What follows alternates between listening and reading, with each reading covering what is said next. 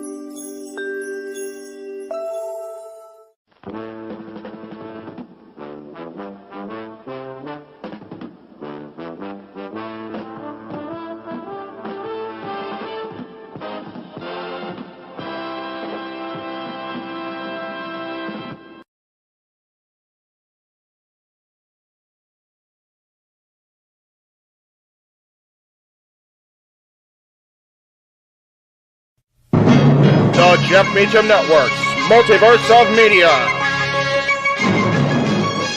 For over 15 years, the recognized symbol of excellence and the standard bearer in coverage of sports and entertainment.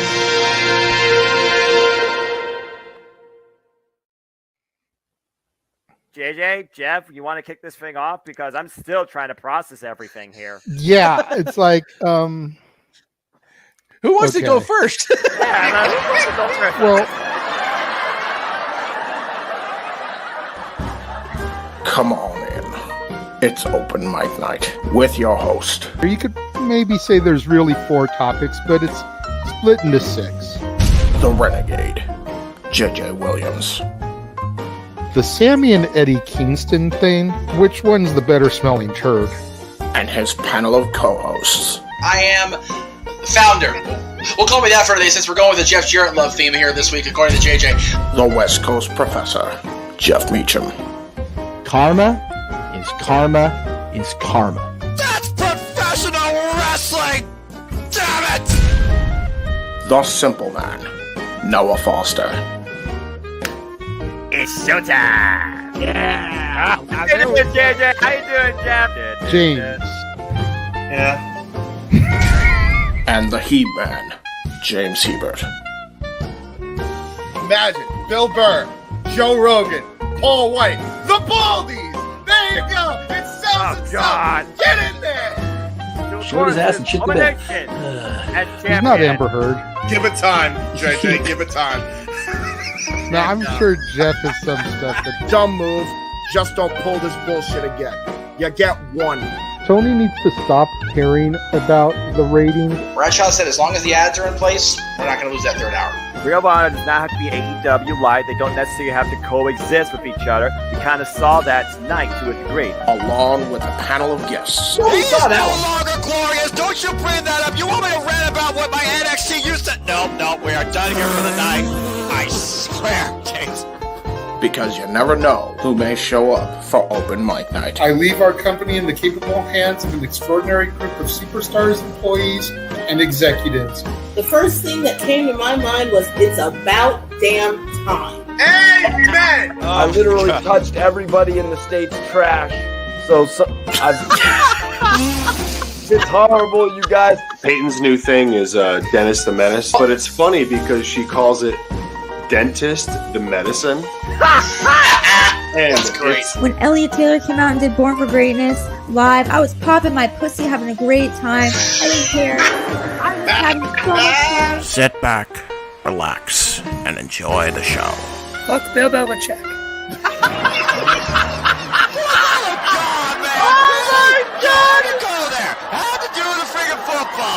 We had it on wrestling, and then you bring in that shit. That's just how the fan goes off the damn rails. Brilliant, bloody brilliant.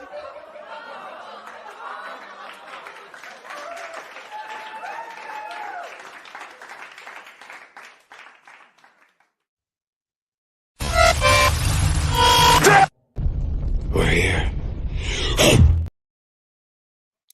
What is going on, everybody? Welcome once again to the Saturday Night Shenanigans that are Open Mic Night. I, of course, am your host and moderator, the Renegade of Wrestling, JJ Williams.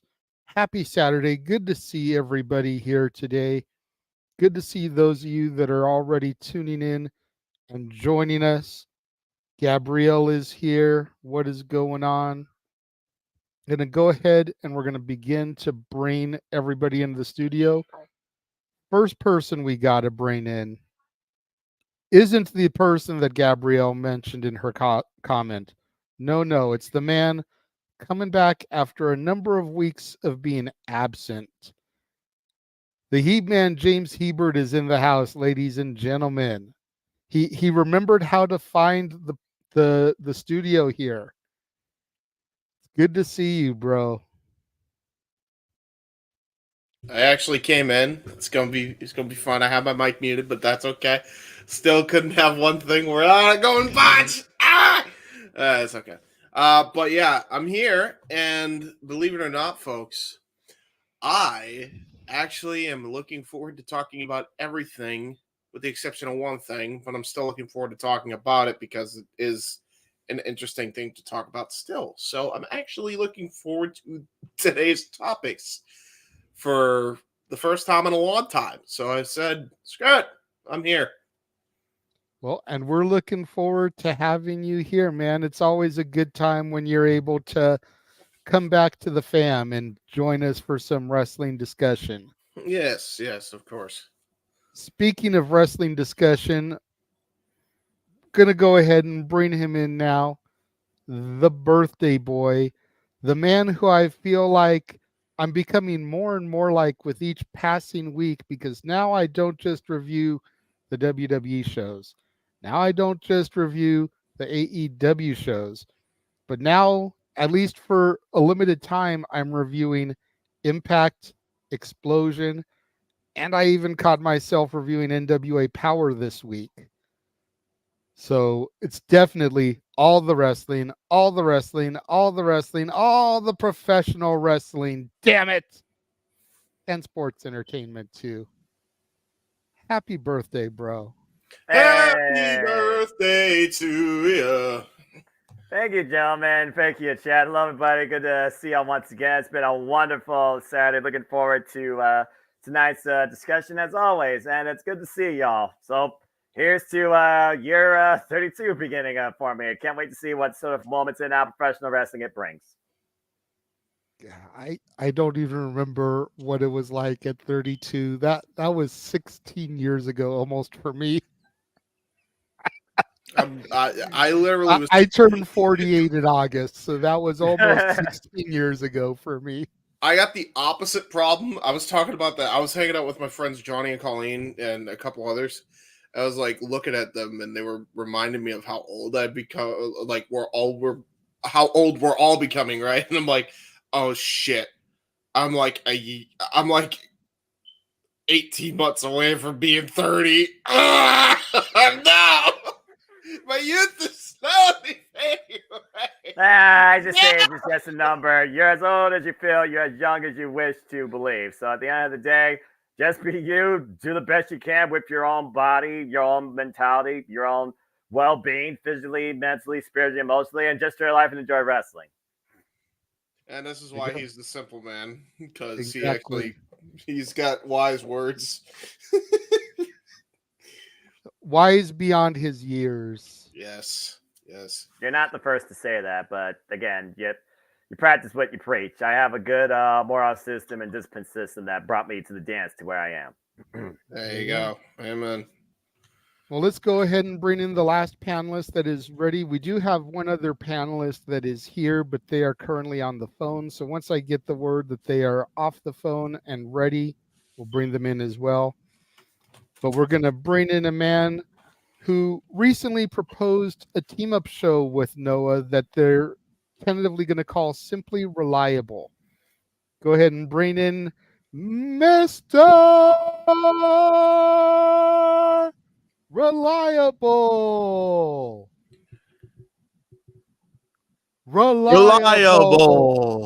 That's how you do it. Thank you. Happy birthday to you. Noah, you're a great dude. I can't think of anything else that rhymes. But happy birthday. I was thinking of the Rock's promo with Steph, and then I'm like, what can I do with Noah? Yeah, it's all good. It's all good. Thank you again. And now that we've got Mr. Reliable in the studio, it does appear that our other panelist is ready, teleporting into the command center via the Morphin grid. Datilla is in the house. Hey, what's up, everybody? Hello. Hello. Happy birthday, Noah. Que almost busted. Muchas gracias. Thank you. We should put on las mañanitas, don't you think, Walter? Yeah. She who is still disappointed that I, as of yet, don't believe in Joe Hendry. But I have found his segments humorous, and that's a step. That's a start. That's a start. That's progress, which is something we'll talk about here later on tonight. Yeah, because before he didn't even think Joe Henry was funny. Now at least he thinks Joe Henry's funny. See, if I can find something that I like in NXT, JJ could find Joe Henry funny. I'm gonna tell you right now, and I say this: you really want JJ to become a fan of Joe Hendry, y'all gotta show him his freaking ICW work. That's all I'm saying, because that shit was hilarious. That's what I first learned about him. He was writing the best tunes back then, man. Oh my god. Matthew knows what's up. Chase, you? Speaking of Chase, were you guys successful in getting the calendar? Oh, good God. Hell no. It sold out every time I clicked it. Yeah, that thing has sold out twice. Thea is pushing for a third restock.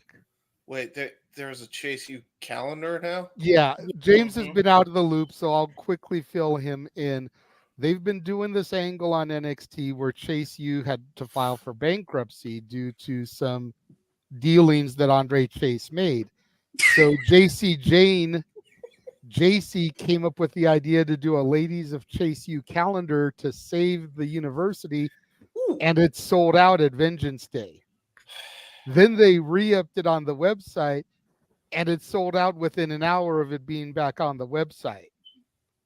Like, people are eating this Ladies of Chase U calendar up. Well, let's see. And aside from it having Thea Hale and JC Jane, it's also got newcomer Ren Sinclair, who's been running with Fallon Henley as of late. It's got newcomer Adriana Rizzo, who's part of the D'Angelo family. And then it's got a few other random girls that have been just kind of like working out in the PC and haven't really made official debuts yet. Dude, how many people are part of this damn university that's not even real? That don't have a freaking school. They're bankrupt and they haven't even had a school. And you're telling me their university has been saved. Their university may have been saved, but where the hell is their school? Is it just NXT? Is NXT their school? I'm on a scholarship. Last time I checked, they ain't in full sail anymore. And meanwhile, you got Tyler Bate in there. He was a counselor for like a cup of coffee. You got these people that are Italian a part of this. What the hell? What's going on? The D'Angelo family aren't a part of it, but because of a business dealing between the family and Chase U, Adriana Rizzo is part of the calendar.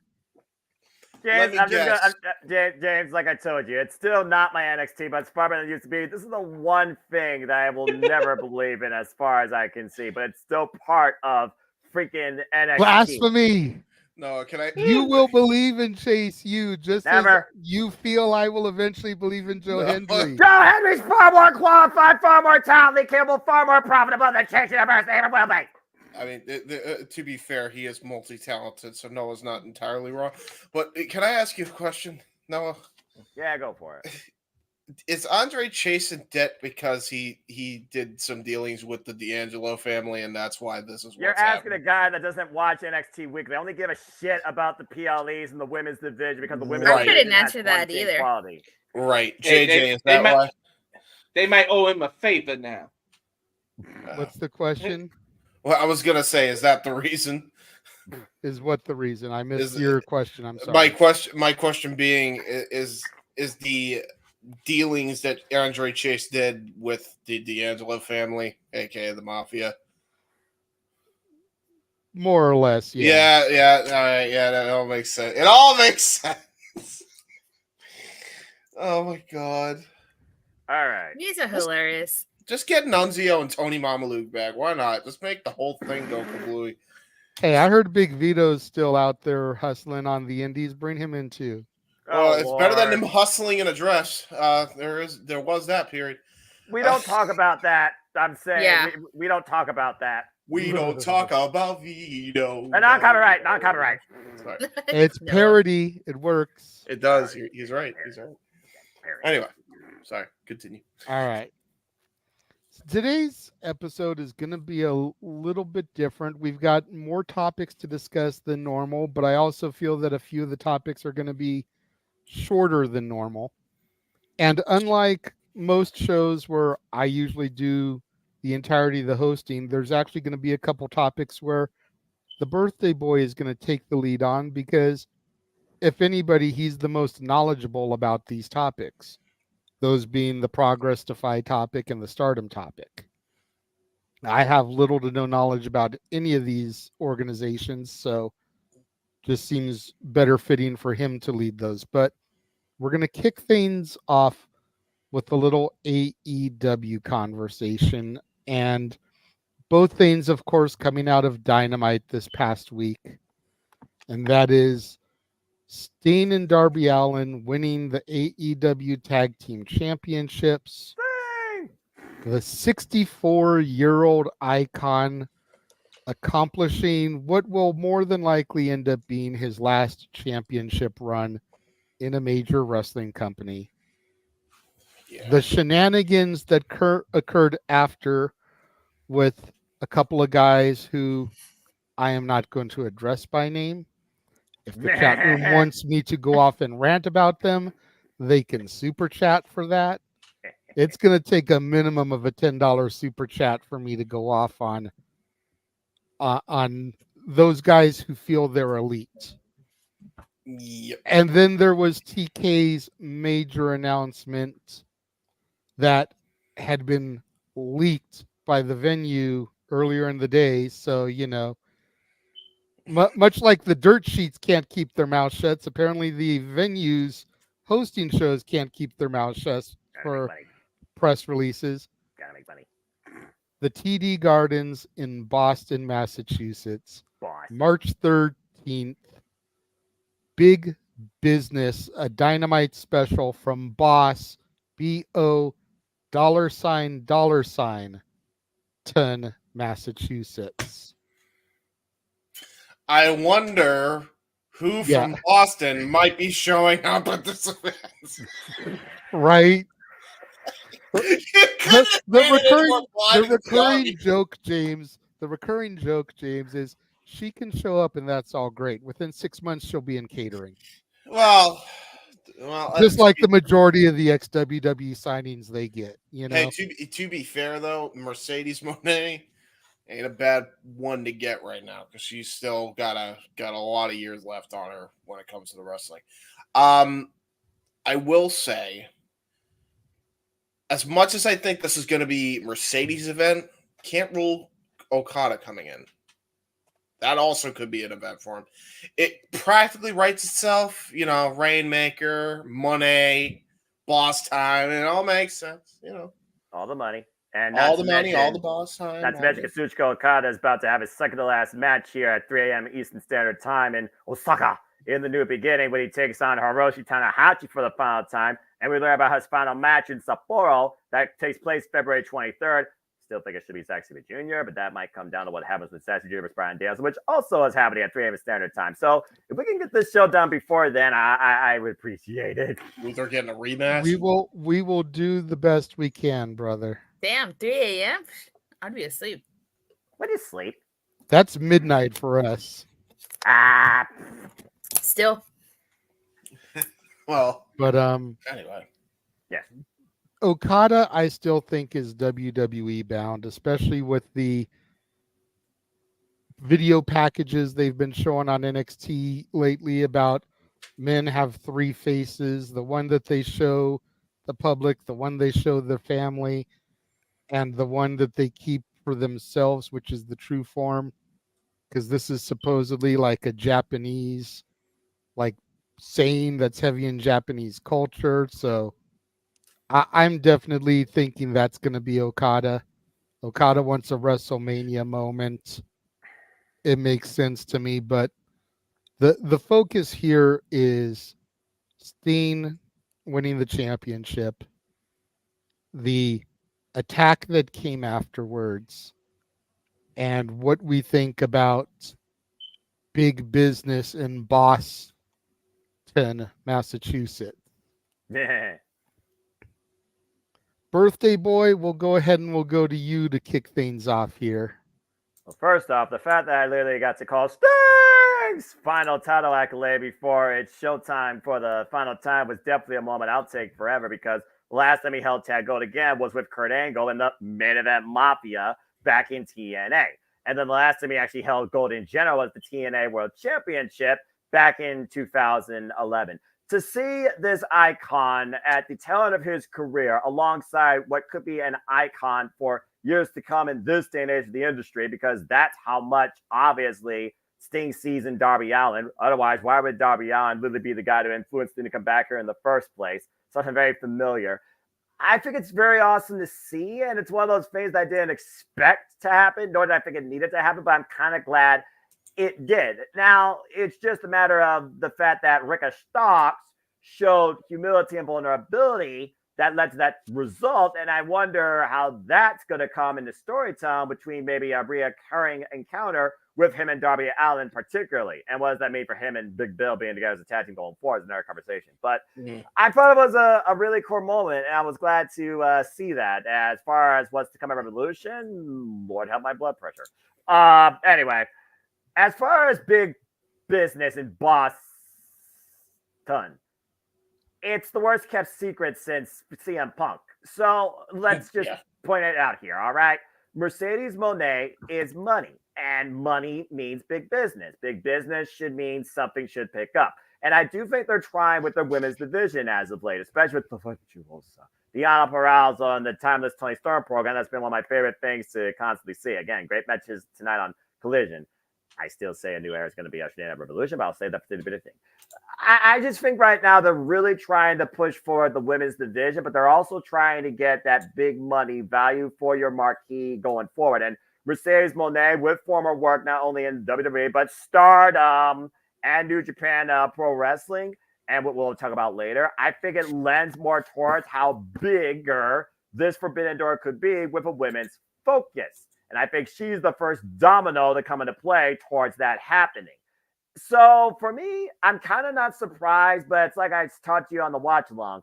The fact they're doing this after the Fallout week from Revolution tells me they're trying to tease something going into it versus going right into it. It's just a matter of who Mercedes Moné is going to be colliding with initially in her All Elite run.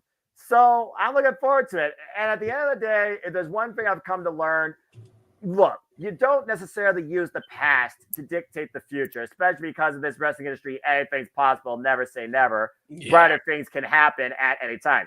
The fact that this guy is acknowledging WWE in a positive light, since I don't know when, made me go, what the fuck am I drunk? I am not. And yes, folks, I may be 32, but I'm still 99.8% straight edge. No Bill Ambruso. Because I'm too cheap. But that being said, I'm optimistic towards the future of the AEW Women's Division, and I think big business will lead towards big business for it. As far as Kazuchika Okada, look, it's big business. There are $2 signs, and Mercedes Moné and Kazuchika Okada stood in the ring together at Battle in the Valley last year as the IWGP World Heavyweight Champion, IWGP Women's Champion. To see those two stand together in the ring under one company, that's a business move. So it would not surprise me one bit to see both there. I'm still leaning towards Tama Tonga being the mystery guy in NXT. That's just my take on that. So I can't wait to see what happens March 13th. I really can. I'm excited to see it. And hopefully, again, it means that business picks up, particularly for the women's division AEW. Because if anybody needs to pick up in this industry, it is the representation and the booking of that. And I think they're trying to take it in strides. Hopefully, big business takes it for a farther ride. Yeah. I'll go and add to what you're saying as well. I think you got a very good shot on Tama Tonga being the person in NXT as well. But in general, as far as the industry goes, you pointed out that anything right now, especially right now, can happen in the wrestling industry. I wouldn't rule anything out this year that comes up. Not even a thing. We have a more realistic possibility now than we ever did of WWE and AEW working together. I'm not saying right now because it's way too early to even begin that process right now. Yeah. But there's a very realistic opportunity where they want to work together and they're playing it up because at the end of the day, it's kind of a work shoot, but they work themselves into a shoot a little bit because at the end of the day, you still want to be number one. But I very much doubt, especially with The Rock involved with TKO Holdings, that they are going to want to work with AEW down the road. Because, again, The Rock has gone on and praised AEW on a multitude of occasions before he even came back to the WWE in any capacity. So don't rule anything out. I mean, if the checkers, or we're not playing checkers anymore with different wrestling companies. We're playing full on chess, and we got the kings and the queens drafting to all these other places. People didn't think CM Punk was going to go to the WWE ever again, and he did. People didn't think Okada was ever going to leave Japan, and he's going to. I still can believe that, particularly. People didn't think Sting was going to retire. He's retiring. Stuff like this is happening, and I think it's happening for a reason for the long term. And I think we're going to see that play out industry-wide as the years roll around. And again, it seems very crazy right now. And it's a turbulent, wild time, and I wouldn't rule anything out right now. Positive or negative, really. Definitely not ruling anything out. I do want to go back to what Noah said at the beginning of his speech, and it was a blast calling that match with you, brother. Yeah. I know you and James are going to be calling Revolution because the AEW pay-per-views are your things. I don't know if I'll be able to step in the chair for that match because we all know how James feels about the people who may be facing Steen and Darby in that match. And he very well may be turning his back on it. No, but at the same time, with it being Steen's final match, I he did may say, suck it up for that. No, I literally said that's the only match I'm making the exception to the rule on. Other than that, they can fuck off. Without but yeah, so being able to call that with you, knowing that I more than likely won't be on the call for the final match, was definitely an awesome moment for me too, brother. Yeah, and Jeff and you, considering the history that you guys know, particularly about the man behind the face paint we know as Sting, added so much more to it as well. It was an absolute joy doing that with you and Jeff. As far as Mercedes goes, yeah, I'm just so indifferent when it comes to her, which is fair.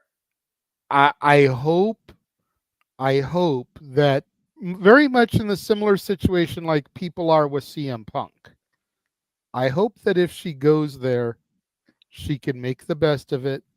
She can live her best life, and she cannot allow get away from the toxicity that brought her down in the other company. And she doesn't allow that same toxicity to get to her in this company. Mm-hmm. Right.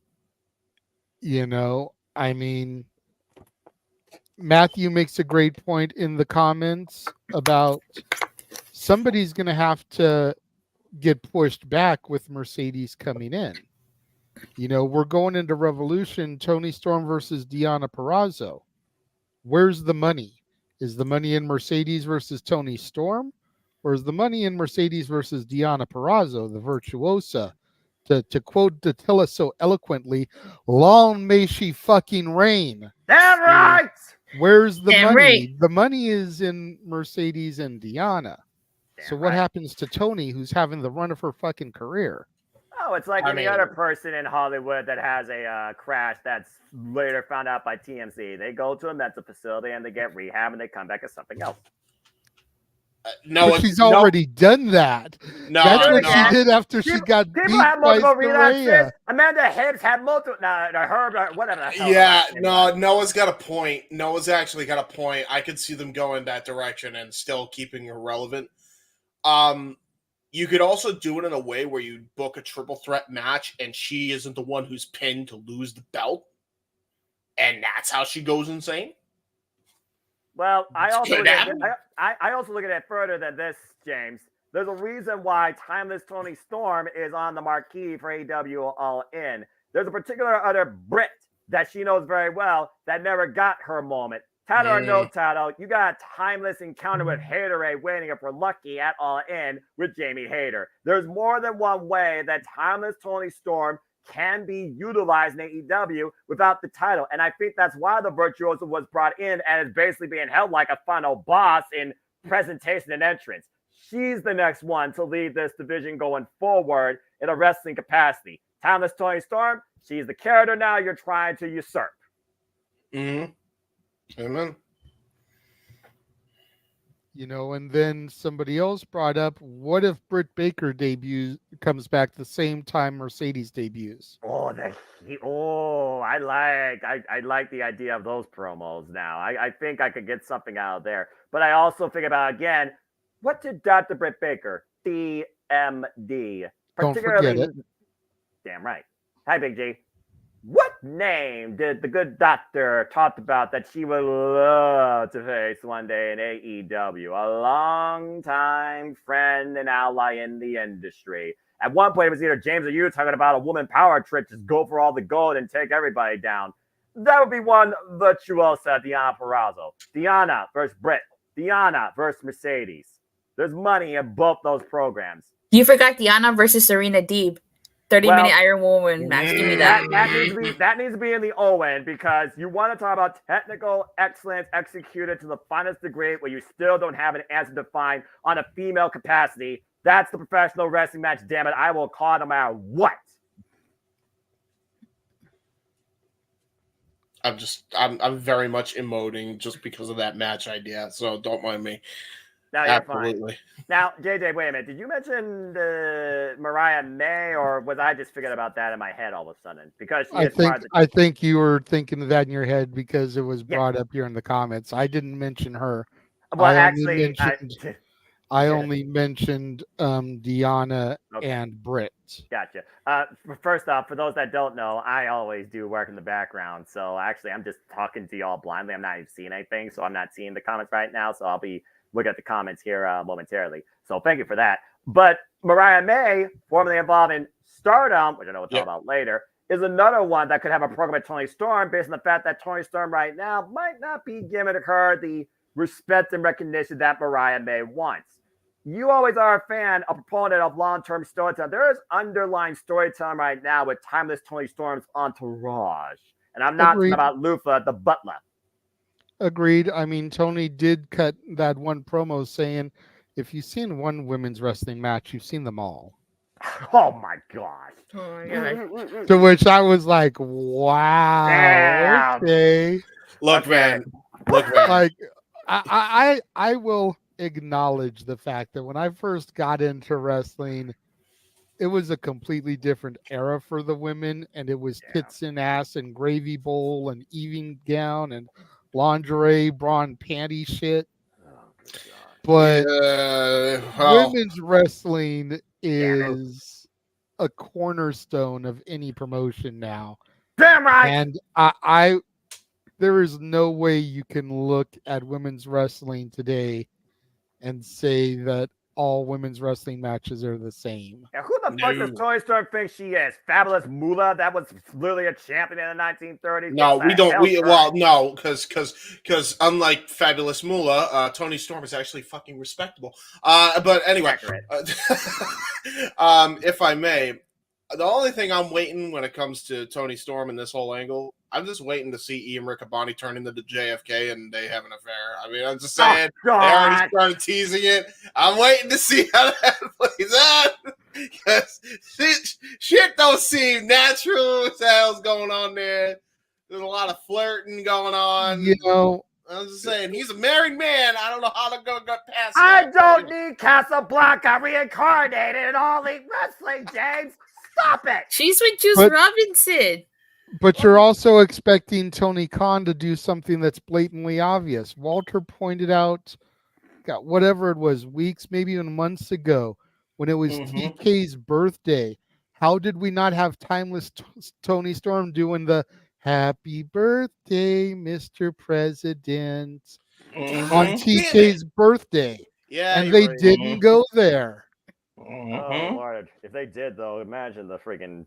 I don't even The want to pop think. would have been huge. That would be ridiculous. The pop would have been huge because people would have gotten it. Well, as long as you didn't pop out of the cake. All right. Attila. God. I feel like the top row has spoken quite excessively about this. Let's go to Datilla, and then we'll have Walter bring it home on this one. Oh my God. I can't believe you said that, Noah. He said, Mr. President, I'm the one that's keeping it current. You're the one that said popping out of a cake. Yeah, stripper. That's cool. Well, hey, she looks like someone out of cabaret at this point. Marilyn my Monroe God. might know a thing or two about that. Go ahead, Attila. Okay. Go ahead. Sorry. God. As far as big business is concerned, I kind of wasn't a huge fan of the name Big Business. I was like, really? Like, okay, I get it. I personally wasn't a fan of the name Big Business. I was like, you couldn't come up with anything else. But I get it. I hope bringing in Mercedes Moné changes things for the women. I hope that we get more than one women match on Dynamite. I don't get why we can have more than one on Collision and apparently Ring of Honor, but we can't have one on Dynamite for whatever reason. I hope that, things get better. And I do worry that someone's going to get pushed to the side because of Mercedes, which would suck. But I'm going to try to be positive and, hopefully things get better for all the women and stuff like that. As far as Sting is concerned, I have to say it was pretty awesome seeing him win the tag titles one last time.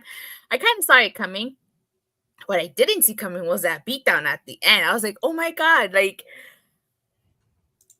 whether you like them or not, I have to say they did a really good job of getting heat on themselves for that. And especially it fits with their gimmick about how they're talking about how, Sting doesn't belong there. It's just going to get even more heat when they take the titles off of Sting and Darby Allin. Yeah. So, yeah, that's my take. Unfortunately, I'm still surprised they didn't do it. They didn't go for Sting versus Darby Allin at Revolution. I thought that was going to be the match. Yeah. That's what everyone fought for a good period of time. Yeah? Yeah, definitely. Thank you, Bill. I'm looking at the comments now. I see everything. Got what I needed done. Okay. So, but that's all I have to say. All right, before we let Walter speak, joining the panel, everybody's favorite statistician is in the house now. Stat Boy Mike is joining us fresh off of work. And I couldn't be happier to be away from it right now. Yeah, that's true. Everything you might have seen on social media about the place I work, which I will not name for another 30 days due to possible social media laws, it happens. Yeah. It does This happen. guy knows. Yep. Ding, Brother ding, ding, ding, Foster. ding. Winner, chicken dinner. We do have a super chat. Happy birthday, Noah. Believe in Joe Hendry, JJ. She's not wrong. Believe in Joe Henry. You must believe. Wait, we said his name. Noah, you know what happens when you say his name? And he appears. There he is. I believe in Joe Henry. This guy's gimmick. Why is this gimmick so workable? It's so damn brilliant. Thank you for the super chat, Arlene. I didn't mean to cut you off, Mikey. Go ahead. Brother Noah, happy birthday, my brother. I love you greatly. Another year. You're the man, the myth, the legend, the icon. Call it what you will. I wish you all the best. And yeah, man, that one's for you, bro. Appreciate it. Thank you, man. All right, Walter, go ahead. You've been patient. Yeah, in terms of I'll start with Tony Khan's big announcements, which are never actually big. He has the most underwhelming announcements and then he does it like this. So Wednesday, March 13th, big business in Boston, Massachusetts. Could you put some oomph in your damn announcements? Like, could you put some like, I want you to tune in? Like, this is your company, and you just Wednesday and with the stupid smile. He's like a bot or AI. Like it's almost questionable whether he's an actual human being. Like the way he acts on the thing, and then the way he reacts on Twitter and all that or X. Like it's almost like a fake human being is in front of you. It's just insert curly hair wig here and put it on a bot, and here you go. Like, could you put some oomph so I can actually want to see this event or maybe go? Boston's only 3 hours from me. Maybe I would want to go, but could you entice me a little? Like, geez, dude. Like, has any of his big announcements actually been big announcements? Nope. AEW All In, and that's probably the only one I could figure. A couple of tournaments for the first time, I was like, "Oh, this is interesting." Continental Classic, Mini G1. The connection with the Owen Hart Foundation, never expected that considering Martha's Hart, history and point of that. So there's been a couple, but like I said, those are better off. This type of thing is better off for Control Center, YouTube exclusive, or X social media plug. But I understand what your point is. But as far as we know, and Google hasn't proved it yet, he's not a bot. Yeah, but get up to me. Hire someone to do these kind of announcements for you, and maybe announce a big time match every now and then, because you don't seem to ever want to do that. You wait to the last minute to start announcing cards and things like that. But I'll play devil's advocate to that, because at the end of the day, there is one thing we all can agree on here since we watch and cover them. He doesn't miss when it comes to the big stuff, especially pay-per-views. Oh no, he delivers with pay-per-views, but it's actually the wrestlers that deliver. So it's not really him. But he's the booker, so I was saying, you got to look at the fact that someone has to book it. It would just be truly chaotic if someone's like, "I'm in the ring, I'm ready to face this person, let's freaking go." It's like open fight night in the era that we don't talk about in TNA. It's like, and to be fair, that was a decent concept by them then. Jeremy Borash called out Eric Bischoff, and you're calling that a decent concept? You can write a good ending in terms of booking, but if the actors suck during a movie and don't perform it well, then it's still gonna bring it down. Whether you wrote the script, a good script, but the performance is what does it. So his booking can be bookings, but the performers have to go out there and actually deliver that booking. Well, so that's I still just put it more. That's just the history of the industry. It doesn't matter what company. Yeah. I mean, no shit. I mean, it's the truth for any company, really.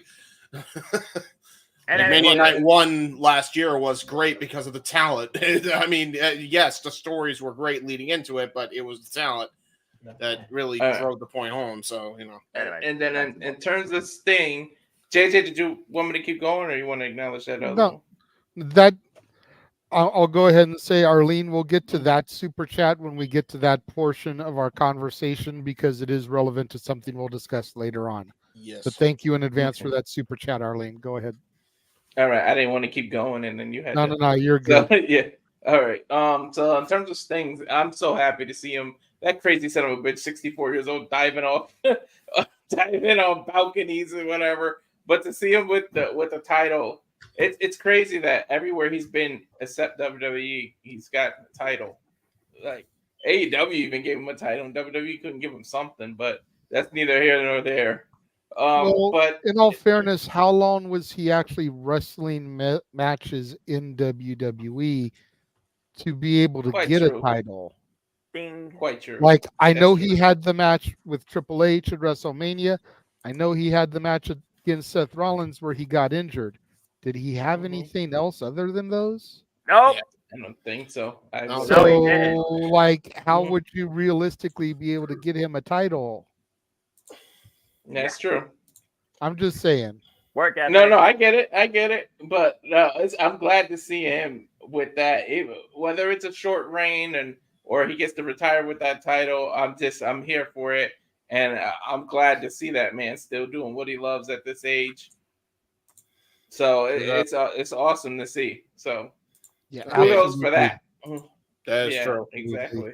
Yeah. You know, you figure every promotion he's been in, with the exception of WWE, where he only had 2 matches, he's held a title. Yep. NWA, WCW, TNA, and now AEW. UWF is where he actually originally started, and now AEW. We talked about some of his title accolades outside of even TNA during our call. It's incredible. Yeah. It really is.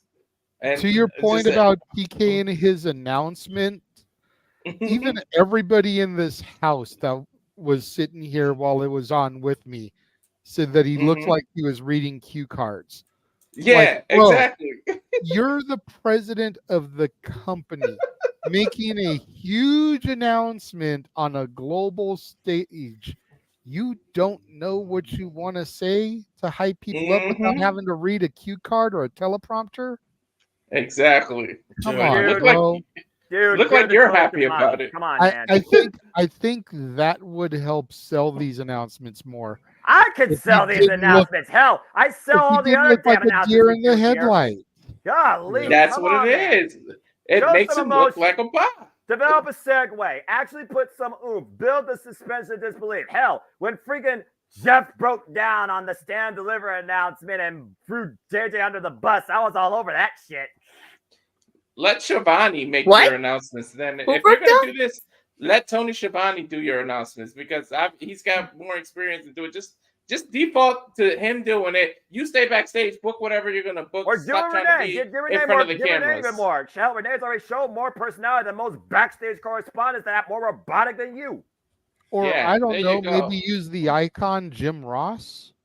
There you go. Well, he's dealing with health issues right now, and I know that's fair. issue. And at this point, I just hope good old JR gets to call Sting's last match. And if that is his last match, because, again, I don't know what the future holds for good old JR Jim Ross, but if there's one last thing he needs to do before he puts away the headset once for all, he should call Sting's last match. You know, it's bad when I think Bryce Remsburg, or no, not Bryce Remsburg. Bryce Remsburg. Who's the other one? Rick Knox. You know, it's bad when Rick Knox, the animated freaking corpse referee, can have better delivery, I'm sure, on an announcement than freaking Jim Ross can, and I that's saying a lot, by the way. Yeah, but that's all I had to say about it. Oh, okay. Well, we got somebody that's popped into the link. This is interesting. El Hijo de Douchebag. Hold on. Hello. What the hell? What's going on, bud? I can't do this anymore. Fucking Maddie lost. I knew the background. Oh my god! It's the kitchen. What's up, everybody? Yeah, it's been a great Saturday. Just wrestling, video games, and pizza. I can't argue with that, bro. I'm making chicken tortillas, so I feel that. Bro, you should have came in and been like, "It's Modelo time." You have a fucking point. That would have been hilarious. That would have been great, dude. Go fucking answers with it. Okay, before we make JJ need to grab a glass of tequila, let the host regain control of his show. Yeah. Very quickly, Dean, winner, chicken dinner. We did get another $2 super chat from Keen Mike. Hey. Happy birthday wishes to you, Noah. Thank you. Maddie. So we're not getting cake, Noah? We can hear everything, bro. I have cheesecake, and I haven't even indulged in that yet today because of how long the day's been, what I've been up to. So I'll probably indulge in that during our first break. That's fair. You're good for now, Maddie. Maddie. This isn't a super chat, but I've got to bring it up. Emmanuel says, "Damn El Hijo de douchebag, you know El Renegado de la Lucha Libre." Oh, you gotta unmute. You gotta unmute, buddy. Oh Jesus! See. Okay. We need El Renegado de la Lucha versus El Hijo del Douchebag in a debate. Sooner rather. And you need me and Watcher to do a Spanish commentary, right, Watcher? You need to affiliate over it because you're the only one that will understand them. Hey, Vato, who is the best wrestling midget, Holmes? Who is Ole. the best little person? I'm Loca Wrestling Midget. Well, for whatever it's worth, I will say that we jumped from 23 viewers to 31 when Maddie popped on as El Hijo del Douchebag. Dude, I'm a draw. What can I say? You are a draw. No one can deny that. Oh Lord. The alter ego. Where Josh isn't here right now. Dude, the alter ego of Matty Laws, where he comes in an orange ski mask, tries to cook. He's like freaking from the dude from Breaking Bad. We have to cook. Oh, Orale, we have to cook, Holmes. Okay, that's a wrong type Are you of going to product. debut this gimmick on Raw Ball, or have you already done that? No, I actually just debuted this for something that's coming out in a couple of days. A little teaser. There you go. All right. Y'all want me to keep this on for the rest of the show? Bro, it That was is hilarious. You completely guys up keep it to on. you, bro. Bro, I'm on Jeff's account, so the first day, JJ and I both see your fucking mug come up.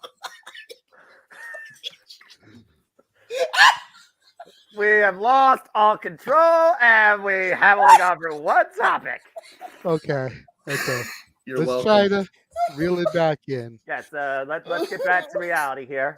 To Mikey Ooh, and there goes gravity. the douchebag who have recently joined us.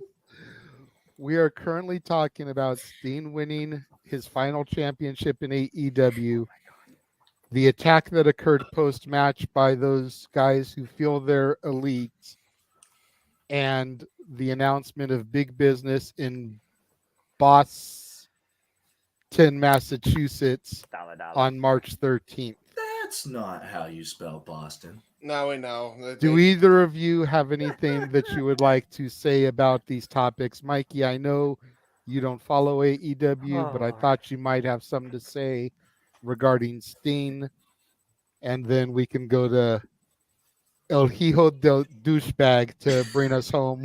Thank goodness douchebag doesn't get you demonetized. Until he changes the name plate, I'm still gonna call him that. Oh my God. Oh, I could change my nameplate to Spanish as well. I just translated it Mikey, thanks don't to Google. start. Too late. No, but anyway, with Sting, we talked about it. We talked about it last week that it'd be okay that he gets one last run with a belt before he gets to go. I just hope that he does not lose it on his last match. That might be like a slap in the face to Sting. As far as the other AEW news, I mean, every time I hear Tony Khan has a big announcement, I roll, really don't care. So that's basically all I got on that. Big ups to Sting, icon legend. You can't say anything bad about the guy. So, and in Boston, that's just screaming that Mercedes, aka Sasha, is coming into town or something like that. That's fair. Yeah. Okay. I think you're up, Orange Mask. Can you Your see boy that Orange thing? Mask. Yeah, see, there we go. That's a little bit that's more better. sensible. Okay. I can see that. I can see out of this. It looks a little weird, but no. I feel like we're gonna see a lot of people turn on Sasha when she does debut at Big Business. Mm-hmm. As for Sting winning a title in the year of our Lord 2024, why? I agree, but it's why? Fun. It's fun. Darby has a tag title reign under his belt now, but this is only a prop for the Young Bucks to get another tag title run Listen to the reluctancy in that obvious situation that he's pointing out, folks. Just saying. I agree. They don't need to beat Sting to get over as, son of the douchebag, but like the Bucks don't need to beat Sting and Darby to get over as bad guys. We already don't like them. Oh, God. As for, again, Mercedes coming to... Hey, don't say that because that was me and my brother's tag team trivia name. And, when it comes to Mercedes coming to AEW, we're going to see a lot of people flip sides of the fence in terms of her fandom, which blows my mind. That's fair. Flip sides of the fandom in a good way or in a negative way? In a negative way. You're going to have a lot of WWE Sasha fans that will absolutely just tune out for her going over to AEW. And it kind of would have been vice versa for the AEW tribalists if she would have went back at the Rumble. The key word is the T word. That is not a word that should be actually in the Oxford Dictionary and probably isn't, but a made-up concept to give you all a perspective in this virtual reality you live in called the internet wrestling community that shows your foolishness when it comes to the aspect of somebody not connected to just one damn company in this industry. Thank you so much, Simple Man. Yes, exactly. I like this Matty Laws, by the way, that I say that. He says some funny things. Matty is a trip, dude. And for those of you that don't know, you can catch Matty virtually every week on the Greg Cherry Show, as well as on his very own Raw Ball podcast. We got Matty as well as Stat Boy. We got Matty and James here. This is a dangerous combination.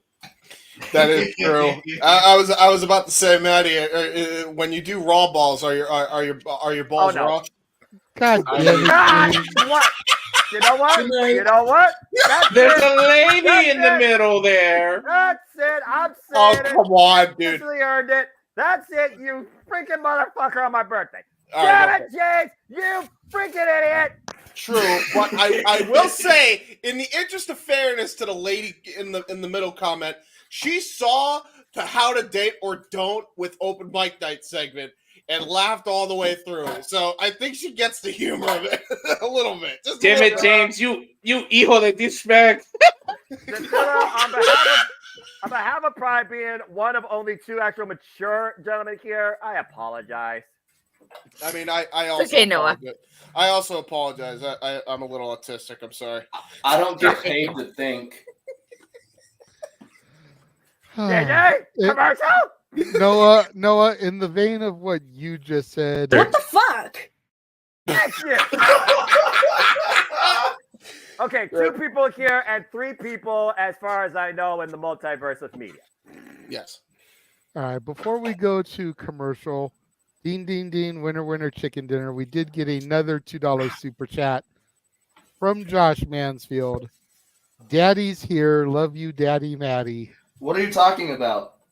I'm El Hijo de... Oh, no, I'm your boy Orange Mask. How can you call him daddy when his name is son? It's hijo de douchebag, not daddy of douchebag. And then he sent in another $2. If it was daddy, it would be papi. Papi douchebag. Papi douchebag.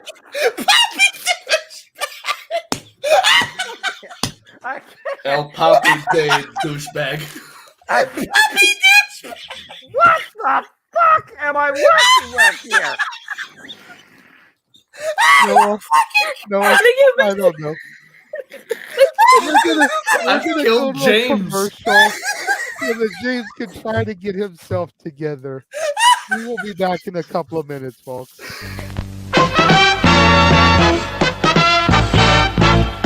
And now, preview time. So let's take a look at what's coming your way.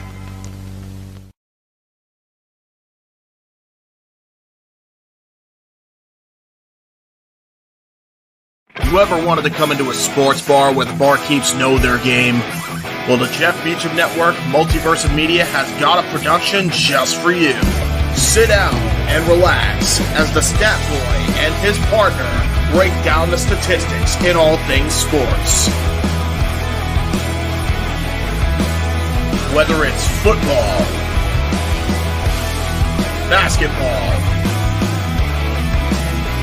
motorsports, baseball, hockey, soccer,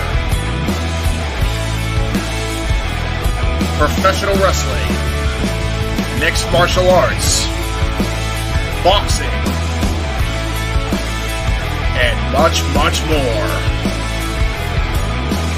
All are welcome. Your barkeep's here. Keep you up to date and in the know of everything going on in sports, while also having a pleasant conversation about it all. Your host and owner of the bar, Stat Boy Mike.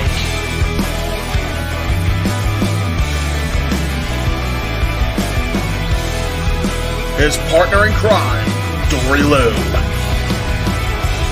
And a host of other guests coming in. The food's hot, the seats are warm, the drinks are ice cold, and the sports talk is plentiful. Cassidy A-Team Studios presents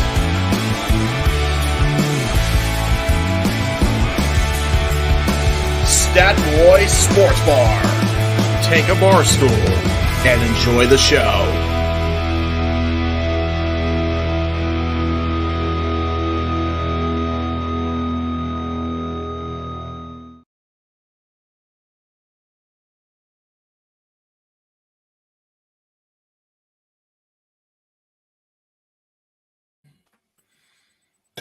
Okay, we are back. Okay. He's just a friendly reminder to everybody out there in the chat room, like the little graphic at the end of that said, super chats are how we make our money here. This is a job for some of us, so please, if you want to dictate the conversation, super chat, it's as simple as that. I see a lot of people asking questions in the comments, and they're not going to get answered if there's not a super chat attached to them. Plain and simple. There you go. We're not begging for money, as some people have said in private chats. It's a business. Yeah. You watch just about any other wrestling Q&A show, they only answer the people on screen that super chat.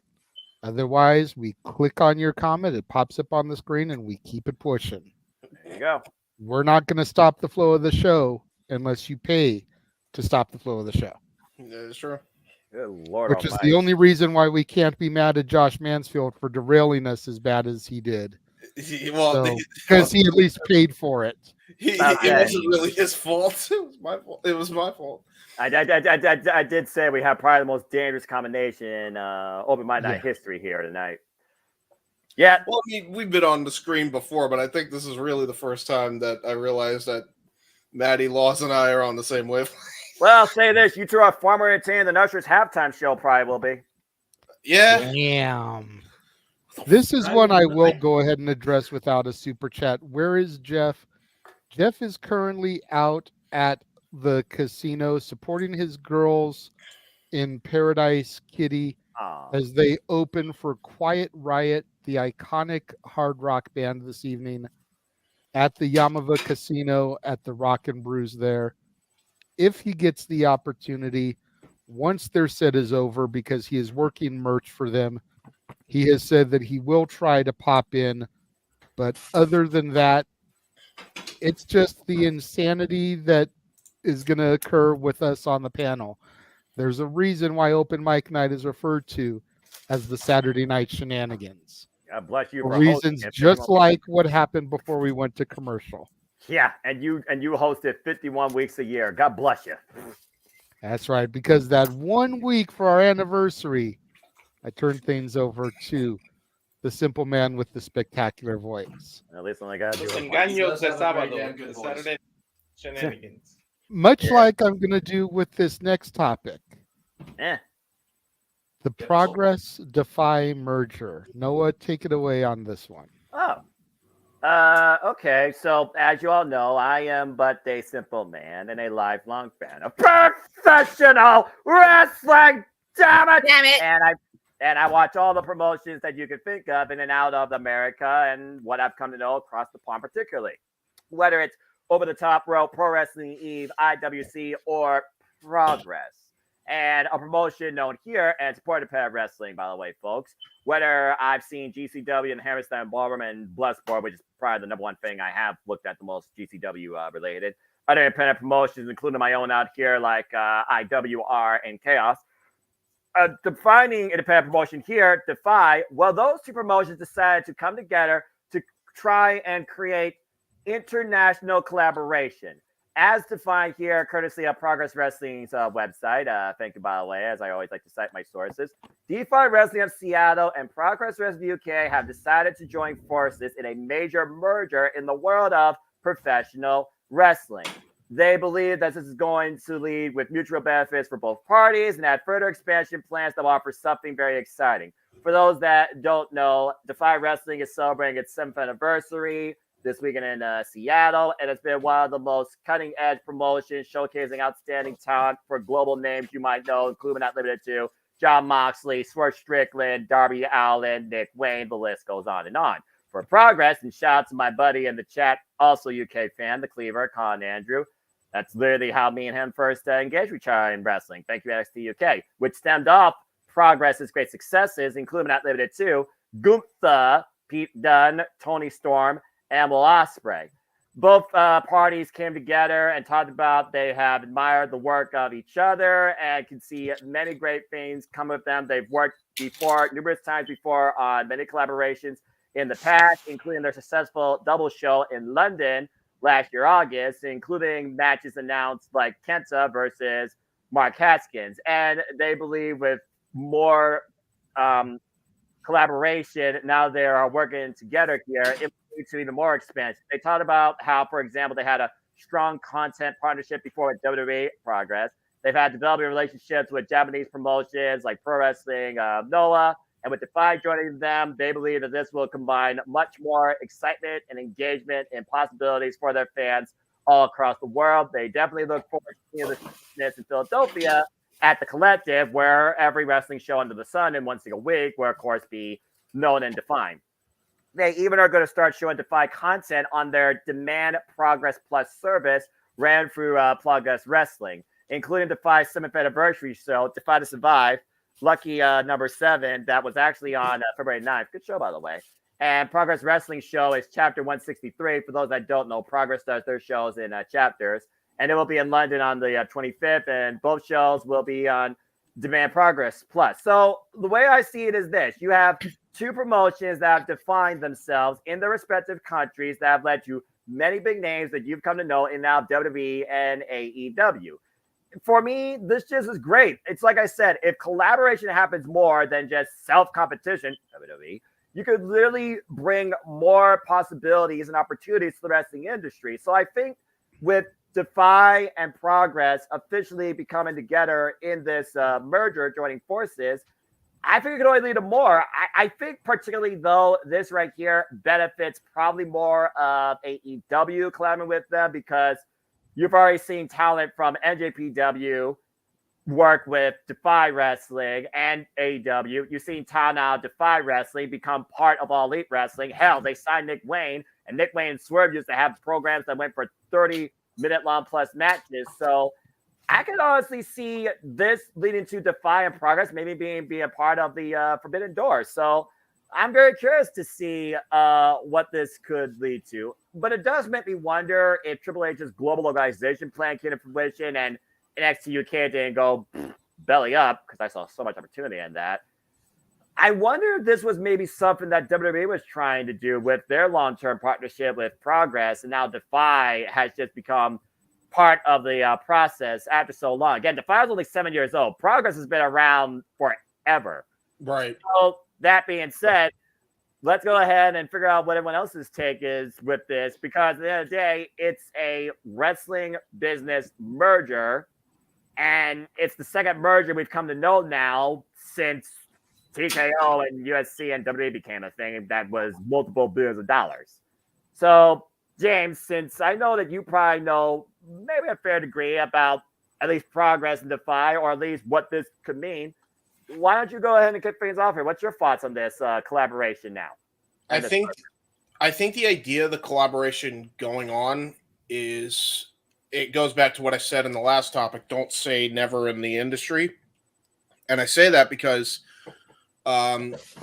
these companies are worlds apart, but now that they've kind of merged, they're going to be under one type of entity type deal, and they're going to be able to expand their operations a lot more to different parts of the world in their respective countries. You're going to see that in a small scale and a big scale, I think, as the years go on. And I think Defy and Progress merging like they've done, I think only kind of enhances that progress going forward for the industry. I think it's going to be a natural progression for all companies to do this at some point, whether it's mergers in full or partnerships.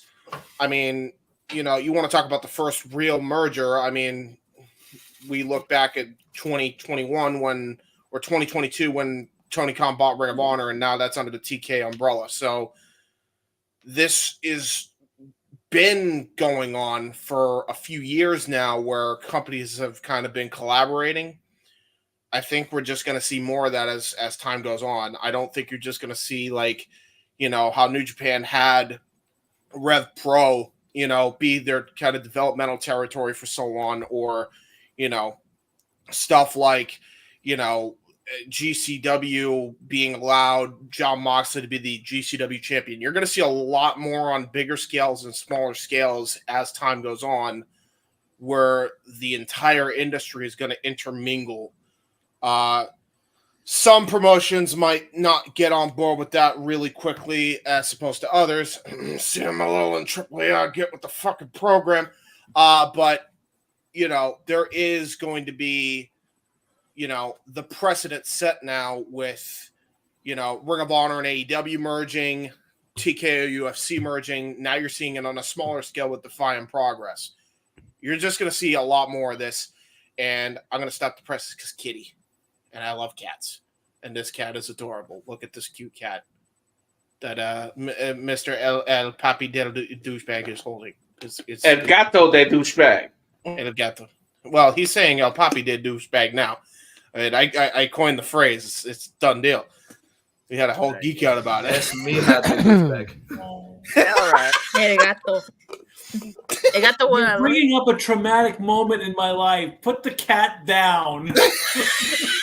What happened with you? He looks like Diesel. Aww. Kitty. He's so cute. There you go, sweetheart. So, JJ, again, you talk about all the time when it comes to, you know, business relationships and the outlook of the industry. Again, for those that don't know, these are two independent promotions. One of the most well-recognized, respected, longest-running independent promotions out of the United Kingdom, Progress Wrestling. That used to have a content partnership with WWE, but now that's mostly ICW if you've been on the Peacock. And then the other promotion here that's still young, but one of the most defined promotions within your part of the country up there on the west side, in Defy Wrestling out of Seattle. Again, names like Nick Wayne, Swerve Strickland, Darby Allin, John Moxley, etc. And right now, people that AEW has used that are their champions, such as Kenta and Bert Vixen, it just leads to more of that, you know, global showcasing and international collaboration. So what's your take on these two companies merging, considering one's halfway across the world, the other one's here? But the thing is, it's not like they have a $1 billion globalized live broadcast backup like AEW has, particularly with New Japan Pro Wrestling. So what's your take on this? If I'm being honest, there's a reason I asked you to lead this conversation, because I'm so not knowledgeable of either company. Right. I feel like it almost feels like it's going to be more of like a talent exchange type of thing. You know, that type of merger where people from Progress will be able to come to Defy to Progress, whatever. Maybe help broaden their horizons and expand the way they perform in the markets they perform in front of.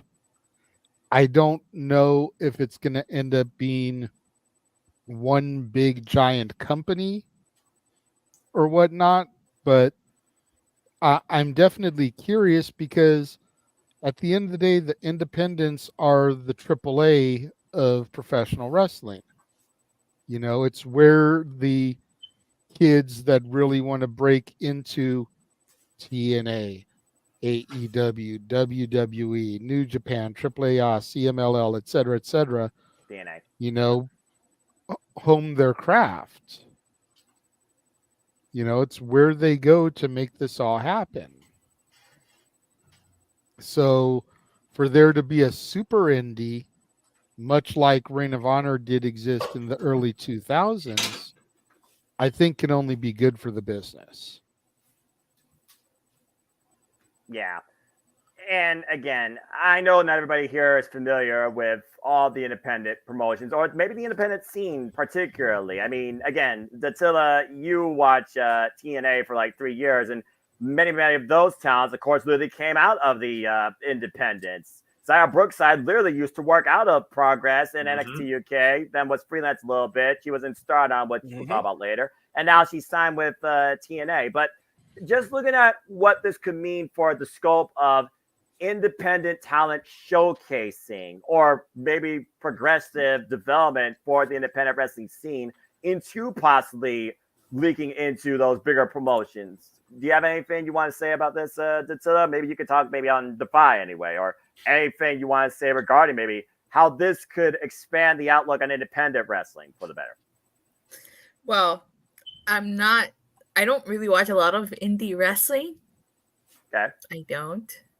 But I know a little bit about Defy and a little bit about Progress, but kind of like JJ, I don't know much about them. You know, mergers could be bad, but mergers can also be good. And I'm hoping that this merger ends up being a good thing. Kind of like JJ say, hopefully we have a super indie that will only benefit the indie scene a lot more. I can tell you, who really needed it more than anybody else back then. Progress should have done a merger with Defiant and ICW for sure. Progress, I think, should have done a merger with ICW way back in like 2018 or so. Yeah, I agree. I've been watching Progress for the last 7-8 years at this point.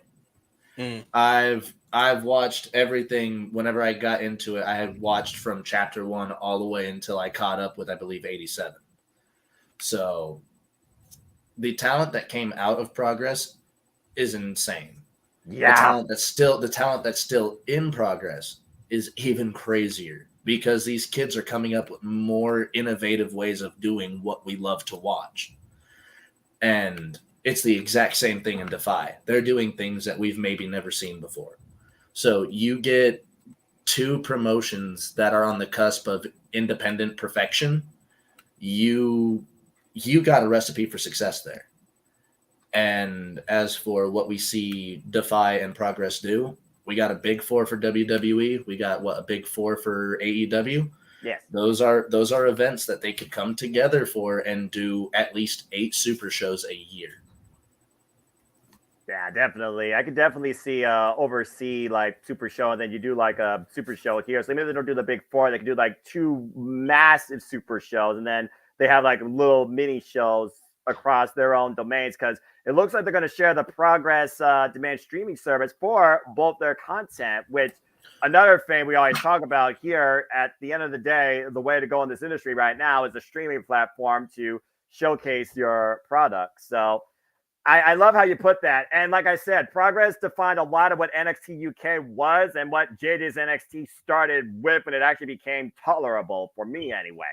So it's one of those things where I'm very optimistic. And like I said, you got talent from New Japan Press that has their gold. You got talent that's been showcased in Ring of Honor that has their gold. So it just further bleeds that independent showcasing onto a bigger stage, which only can mean better things for everybody in the industry. Opportunity. Walter, again, I don't expect you, if you know anything about these promotions, but you think about the names I mentioned that have been for these promotions, and you see what they're doing now, and you see they haven't forgotten their roots, and even have been involved in them again. what do you have to say regarding what you think is for maybe the scope of these two promotions now coming together as one bigger conglomerate? I'm on the same boat as JJ. I know a small amount about the company, but I will say mergers and things of this nature can only benefit the business. As we see what the big companies like WWE and AEW, what have they been focusing in the last 2-3 years is going on a global scale. So for a promotion from the UK and an indie promotion to combine with a Seattle-based promotion can only cause an influx of talents from the bigger companies to pick from and join eventually NXT or AEW or even TNA for that matter. You get a bigger crop to pick from of the people from the indies to make superstars. You know, indies back in the day is where most of these people came up. Most wrestlers we love today have come up. Gunther, CM Punk, through ROH, Daniel Bryan. All these people were indies, and they just blew up out of nowhere. And when they have such a loyal fan base and following from the indies all the way up, and it's good to see someone that you can follow from their career all the way from these companies all the way up to the big time. So it can only be a positive for this wrestling industry, and I look forward to what the future is, and looks like it'll be in good hands. And on a global scale, you can get an influx of UK style wrestling, that hard hitting style that AEW likes to show, that some of what WWE shows, but you get different styles to pick from, and you get these talents and a whole new crop of talents for the future. So it can only benefit the wrestling business in the end. Yeah, and not only that, Walter, but you can get some of that Chicago strong style that's been prevalent in that Defy scene for a long time. A long time. Let's just try and stay away from Chicago for once, because I feel if we book that show anymore, it's going to burn down to the ground again. Well, to be fair, I mean, they are based in Chicago, so there is that. There is that. Well, yeah, I suppose that's fair. Statboy, do you have anything you want to add regarding this business decision with these two companies, and anything regarding how it could expand the scope, maybe just of the wrestling scene in general, and how that fluctuation can lead to more, influx, as they said, to the other companies, the grander stages, the bigger paychecks, etc.? Well, wrestling is always evolving. So, like, I can agree with what everyone has said. It's like, hey, can this open the forbidden door to WWE, even though Triple H doesn't like that word? Sure, why not? You've already opened the door and welcomed in TNA Impact twice in the last couple of years with women's champion coming into the Royal Rumble. Okay, you've opened the door. You're welcoming them in. Work with it. Let it evolve. Let it happen. Get a feeler out there. Embrace it, but don't abuse it as well. Don't play the I'm worth it that card. I should be getting this. Don't play that card. Politics. Exactly. Don't do the politics. See where it goes. If it works, it works. If it doesn't, you've got two options. Make it better or don't do it again. Bottom line. That's fair. Thank you. Well, I'm just curious to see if I'm going to be calling a Progress Defy Super Show during WrestleMania week. So I guess only time will tell. But in the meantime, kudos to them. Progress that's been around, growing since 2012. Defy that's been around for 7 years. We've seen what both companies have done across chapters, across shows, across who we've seen showcased in the two biggest companies in the world.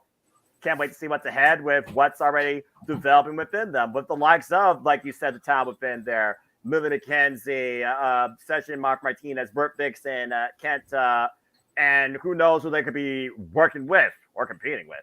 So I look forward to seeing what comes out of this.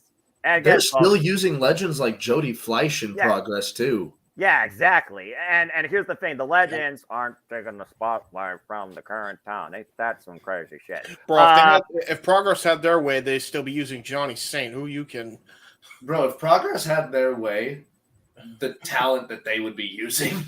Yeah. That was there. Yeah. Well, again, big what if after the whole area collapsed due to a worldwide pandemic. Again, it's an alternative reality that even Morgan Freeman can't narrate because we don't know.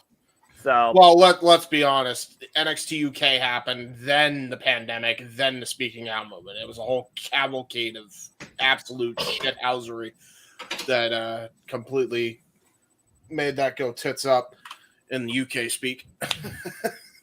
Fair analysis and fair historical record that Stepway, I'm sure, can even approve.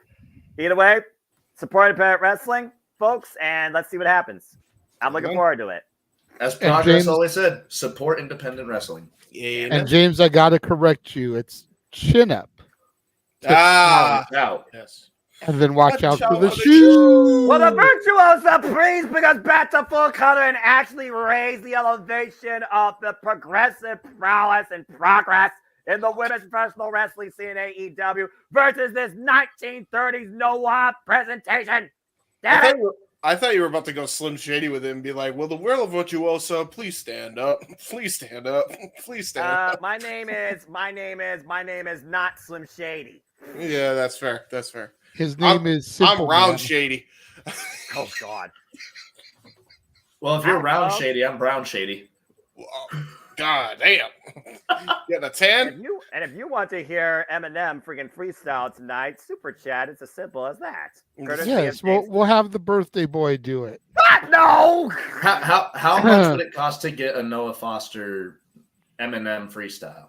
The fuck? The traditional cost, Maddie, is $25. Oh, $25 call your shot super chat. I'm gonna You pick fucking the lose. Hold on. Time out. It's Yeah. his birthday. Give him a day off.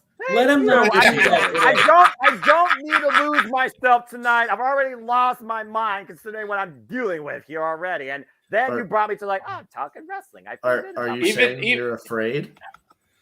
This is not Even especially with Arlene insert your lurking. foot into your mouth.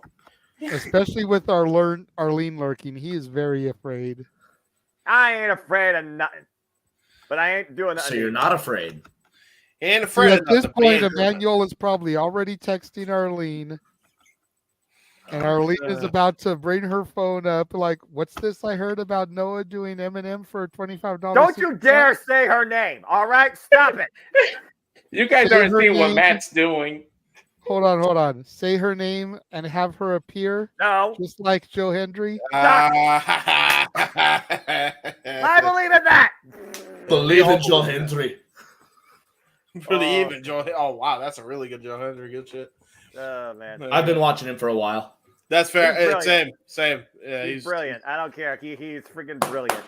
Okay, on a controversial opinion, but his Foo Fighters entrance in ICW will always be his best entrance of all time. Oh my God, that's what he came out to My Hero, right? Look at the screen, Noah.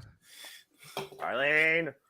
Hi, Arlene. God Can damn you it. Can you get Noah to sing? No. I'm kind of with Stat Girl Dory Lou. What the hell is going on your own show, JJ? I think we're about to get an invasion of Mikey's feet. Oh my goodness.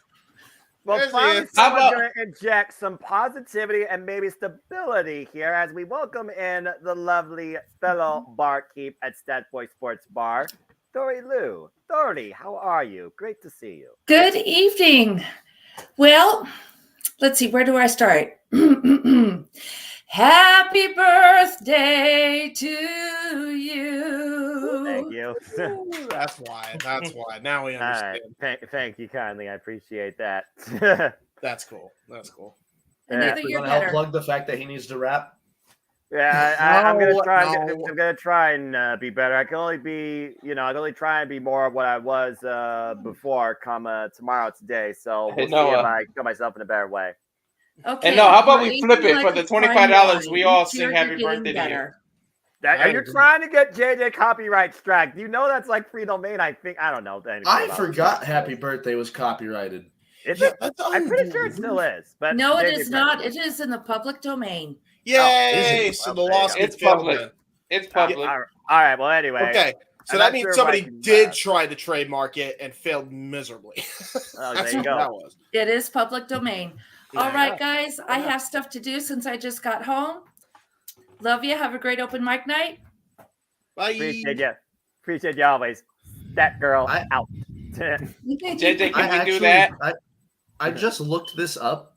Warner settled out of court for $14 million to allow that to be public domain. Thank goodness. In 2016, Warner Chappell settled for $14 million, and the court declared that "Happy Birthday to You" was in the public domain. Well, the more you know. Now I've learned everything. God damn. Warner's I wanted to know when, because I do remember people legit getting sued for that. Warner Brothers did a good. It's great. Well, it just goes to show not every person in a suit is a freak. I'm not going there. And now back to JJ as we return to our normal festivities. Again, folks, support Nice. Hi, JJ. Hello. We are going to take another brief commercial message. Oh, I see Walter's hand up. Yes, Walter. I just wanted, because I don't know if you heard because you were off screen. The reason we're discussing the birthday thing, whether it's public domain, I said, so how about we flip it instead of him rapping for the $25? If anyone donates $25, we all have to sing "Happy Birthday" to Noah. Dude, that's gonna be maybe a break. Dude, that's gonna be AIDS for the ears. You kidding me, dude? That's gonna be awful. Like it's just gonna be like interfering feeds going singing the same shit. No. I'm sure there's a way we could orchestrate it, but I would allow that if somebody wanted to make that super chat to the Casa D18 Studios channel. We could figure out a way where each one of us can do like a line. That's fair. That's fair. That way we don't step over anybody. Ah, y'all nice. Oh, and look at that. Arlene agrees. She is donating. Oh, so no donating. What are you doing? Come on, donate the $25 for Noah's birthday. Come on. Yeah, she got better. So we're gonna throw to a commercial break real quick to show all the stuff that Noah will be wasting his voice on to call the action for. And James and Attila and myself.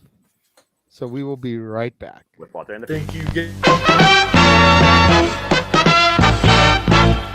And now, preview time. So let's take a look at what's coming your way.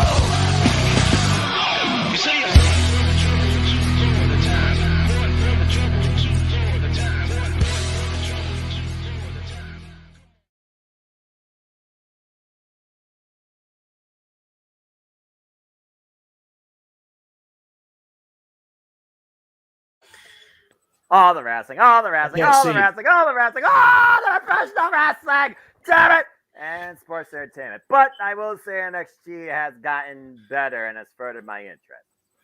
Yeah. What the fuck are you doing? I can't see, guys.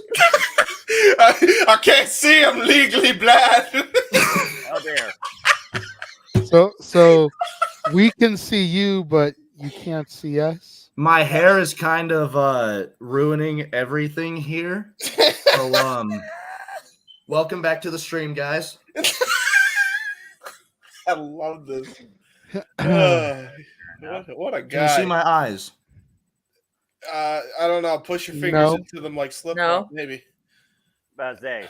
Okay, now I can. Now I can see him. About to say, what do we see? We see his vision. Anyway, moving on. Back to JJ. JJ, take control of your show. I'm trying. I know you are. I really am trying, but if I tried too hard to take control of it, then it wouldn't be the Saturday Night Shenanigans. That's fair. That's fair. But That's even fair. you Gotta allow some of the chaos to ensue. Controlled chaos or chaos control, although he doesn't have the 7 chaos emeralds. Team Sega for life. Woo! We getting half and half from Arlene, by the way. Woohoo! I saw that. I was just waiting for the other half to come in before I brought attention to it, James. Oh, my bad. Calm down. Okay, hold on. Rosie. Hold on. Let me play. Let me put Did it Jeff. somebody else put in the other half? James, let the producer produce his show. Okay, I'm sorry. And there it is. Ding. Let him Dr. Dre Noah's Eminem. Ding, ding, ding. Donating half to Jeff's and half to JJ's for all the torture I put you through, Noah. Yes. And then the second half does have a question, and we will address the question portion when we get to the press conference main event. Yes. And Arlene, like I said, if it's for your joy, if it's for the multiverse of me as entertainment, you guys made me also more of a better person. I got nothing but love and appreciation for all of y'all, but I wouldn't mind a break. Yes. Well, now you get a break because we have to sing happy birthday to you. I appreciate There you it. All right. Well, since Stat Boy is away from the camera, that leaves 5 of us on camera to sing. So I will do the first happy birthday to you, then James. Datilla can do happy birthday, dear Noah. And then all of us will do the final happy birthday to you. Sounds good. All right, here we go. Fair? No. Oh, Lord. All right. Fair. Happy birthday to you. Happy birthday to you. Happy birthday, dear Noah. Happy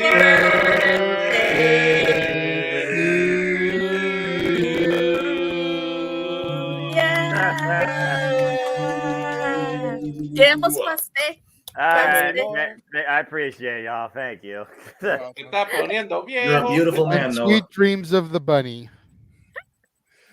Sweet dreams are made of this.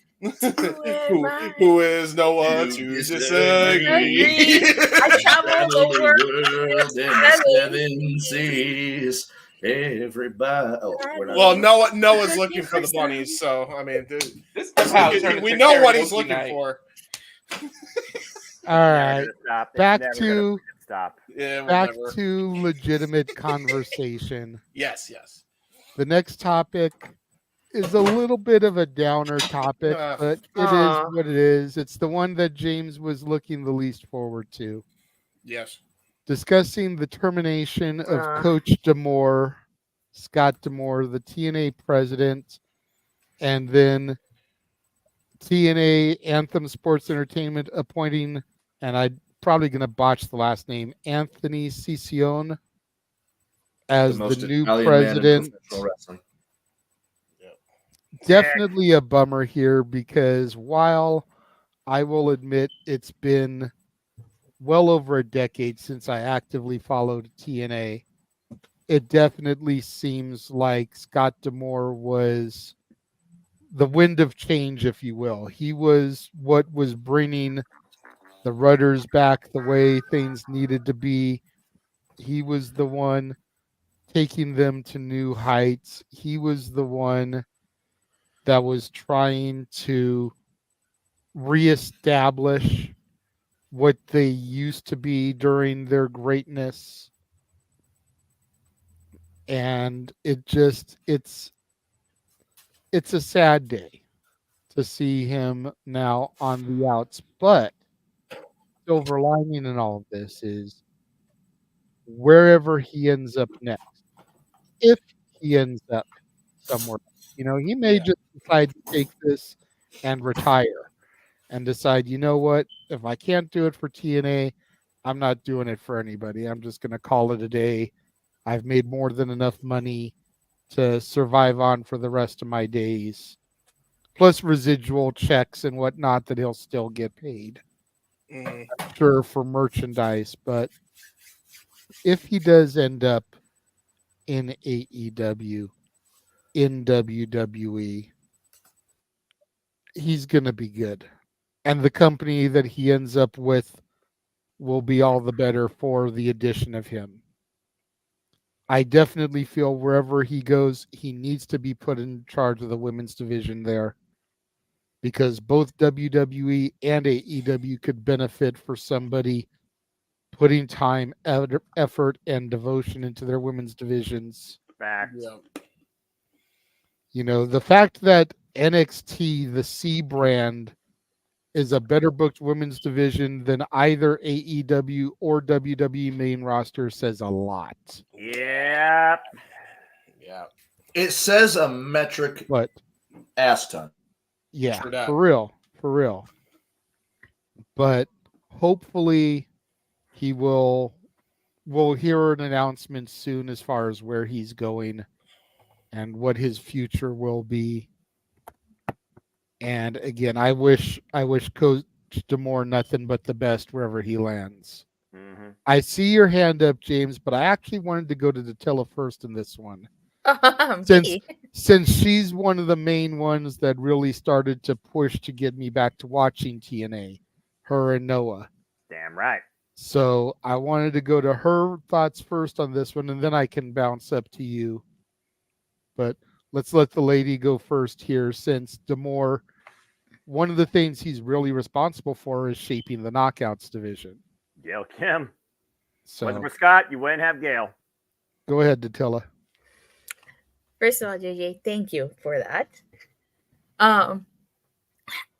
I felt some type of way, honestly, and it was such a sad day when that was announced, because to me it felt like TNA and Scott D'Amore were some of the least problematic promotions, the least problematic, president / booker. They didn't have any drama that we knew of, right? And I felt like sad because like Scott D'Amore, like, he brought back TNA. He was hyping up the crowd. Like, he did all these things and he got fired. I know I've seen some people on social media say that they're going to stop watching, that they canceled their flights to No Surrender. I feel like that's a terrible thing to do because the wrestlers, the staff, they're not at fault for the decisions that management makes. They shouldn't pay the price because Anthem decided to fire Scott D'Amore. So, I want to be optimistic about this and think that, Anthem maybe might work out for Anthem. I'm trying to be positive. Change is good, but change should also be bad. Yes. So wherever Scott decides to do or go, I 100% support him. Yeah. Do I think some wrestlers might leave TNA? That remains to be seen. I know a lot of wrestlers were loyal to Scott, but I don't know. It's just I've been feeling some type of way about Scott getting fired from TNA. Gail Kim, look at the knockouts. They're the reason TNA has the best knockout women's division in America. Damn it. Right. So I know that like he was pushing for Anthem to, Mike Johnson from PWI Insider, he was pushing to increase the budget. Anthem wouldn't budge. So yeah. Sucks. It sucks. It really does suck. But like I said, I'm hoping it works out for them. Same here. Go ahead, James. I remember we talked about TNA a little bit when they had the good news, obviously, with all the press coming out of Hard to Kill. I think that was about a month ago now. Correct. Right. So I said this then. Well, people, do you believe me now when I said they need the frickin' axe Anthem from TNA, period? Because all they're doing is hindering the growth, and they've been hindering the growth for years now. It's not a new thing. It hasn't been a new thing since Anthem purchased this damn thing. This is really what it is, okay? TNA to Anthem is like what Ring of Honor was to Sinclair. They don't give a shit about the company itself. They don't give a crap about this making money. They're never going to. They see this as a way to further their bottom line only, and they're so nearsighted on how hot the industry is right now that they basically don't want to take a risk and actually try to promote this, much like Spike and Viacom did when TNA was trying to go and become bigger than it was, and we saw how that ended still, but you get my point. So, they're screwed as long as they stand with Anthem. That's the end and short of it. I hate to be the bearer of bad news, but that's just the reality. Anthem does not care. They do not care. Scott D'Amore cared. Scott D'Amore cared too much, and he got the axe for it. And since day one, it's been FTO. Yeah, for real. And it's been a hard climb up anyway, but they actually had promise this time. That's the sad part. They had promise this time, and it gets halted because some freaking executives who don't know a damn thing about the industry, don't even care to freaking think about how hot the industry is right now, just go and don't increase the budget because basically they want him to do all this work, but they want to have their cake and eat it too. Like that's what it comes down to. You cannot expect this company to grow and then try to freaking cut costs at any given point. You can't do it that way. It's never worked in the history of the industry. Name one time that's actually worked in the benefit of any company. Hell, it worked the opposite because Paul was trying to get bigger deals and he got fucked over by other companies and he lost out on money. So if it didn't work for ECW, what the hell makes you think it's going to work out for TNA? It's not going to. You can make that pile of turd, look like a gold mine, and it's still a pile of turd depending on what company owns it. And this is not the first time that Anthem has stifled TNA. I mean, we want to look over the Global Force debacle. Do we want to look at how? Do we want to look at how they freaking barely were breaking even after that point? And the only reason they even were was because Don Callis and Scott D'Amore gave a shit. And now you're going to fire the one guy that actually cared because you didn't want to spend the money. And now you're going to put some guy who probably doesn't know anything about the industry in charge of this thing. Of course people are going to be concerned. As they freaking should be, by the way. Most historians remember what happened when Jim Herd was put in charge of WCW. Oh, wow. Yeah. The Ding Dongs. That was a hit. My co-host has Jim Herd on his top 3 list of people that if he had the chance, he would. Yeah. And Jim Herd is on that list, as well as Kevin Dunn and Mr. McMahon. Yeah. Yeah, I don't blame him on either one of them. That's the top 3 list of people that my co-host would get rid of from history. Yeah.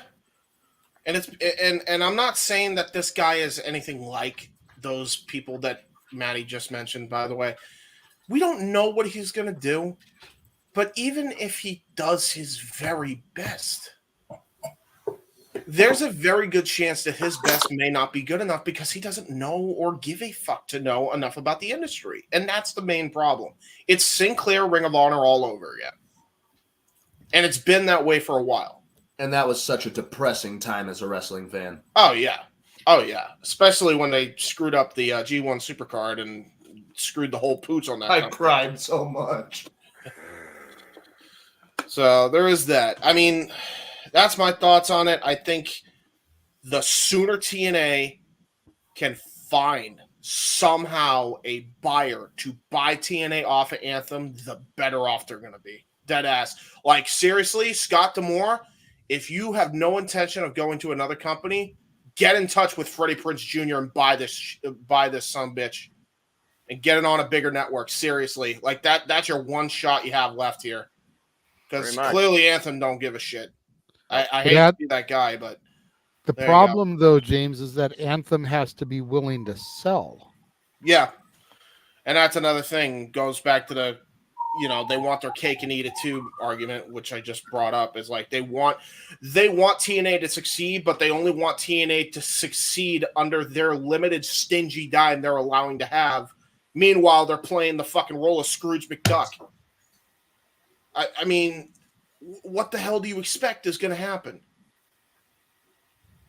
So, yeah, I mean, not trying to be a negative Nancy on it, but it really is a damn shame. Like, you basically got rid of your heart and soul of that company. Because let's be honest, I mean, he was the biggest cheerleader of TNA, and it was self-admitted from jump that he wanted this back, and he got it back, and then they fired the guy because he wanted a bigger budget, which was valid by the way, considering the house they drew at Hard to Kill. They sold out in how many minutes? Not ridiculous amount of time because TNA came back. They did, and they're going to try to do it again with. Oh, sorry. Yeah, go ahead. They did such good business at Hard to Kill that they're going back there for Rebellion. That's what I was about to say. Yeah, that's good. In the end, like James said, like Dattila said, like Noah even pointed out, D'Amore was the heart and soul of this promotion. You saw it from the outpouring of emotion from the talent itself. Like, the morale over there right now with the new president, and I'm assuming Booker, because wasn't he involved in the Booker as well? The morale has to be so in the dumps that this talent has to go out there and just do it for the love of the game because they lost their guy. Yep.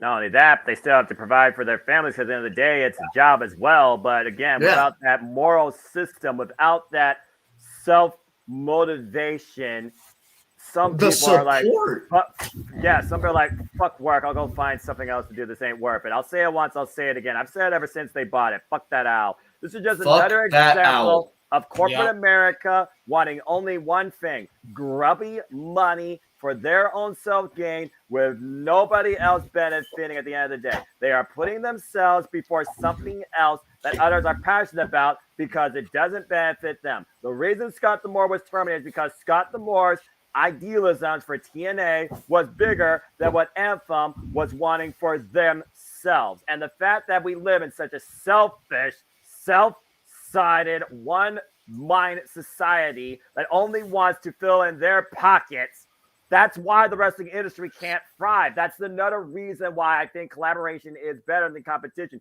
You can't have some damn dipshit in a $600 suit that don't know a damn thing about professional wrestling try and friggin' raise a professional wrestling company. It doesn't work like that. And fucking asshole. Like you just pointed out, Noah, this is a corporate guy. Has anybody heard of this guy in the wrestling sphere at any point? Not a single clue who he is. Exactly. So Anthem fired a guy that was best for the business and put their corporate guy in.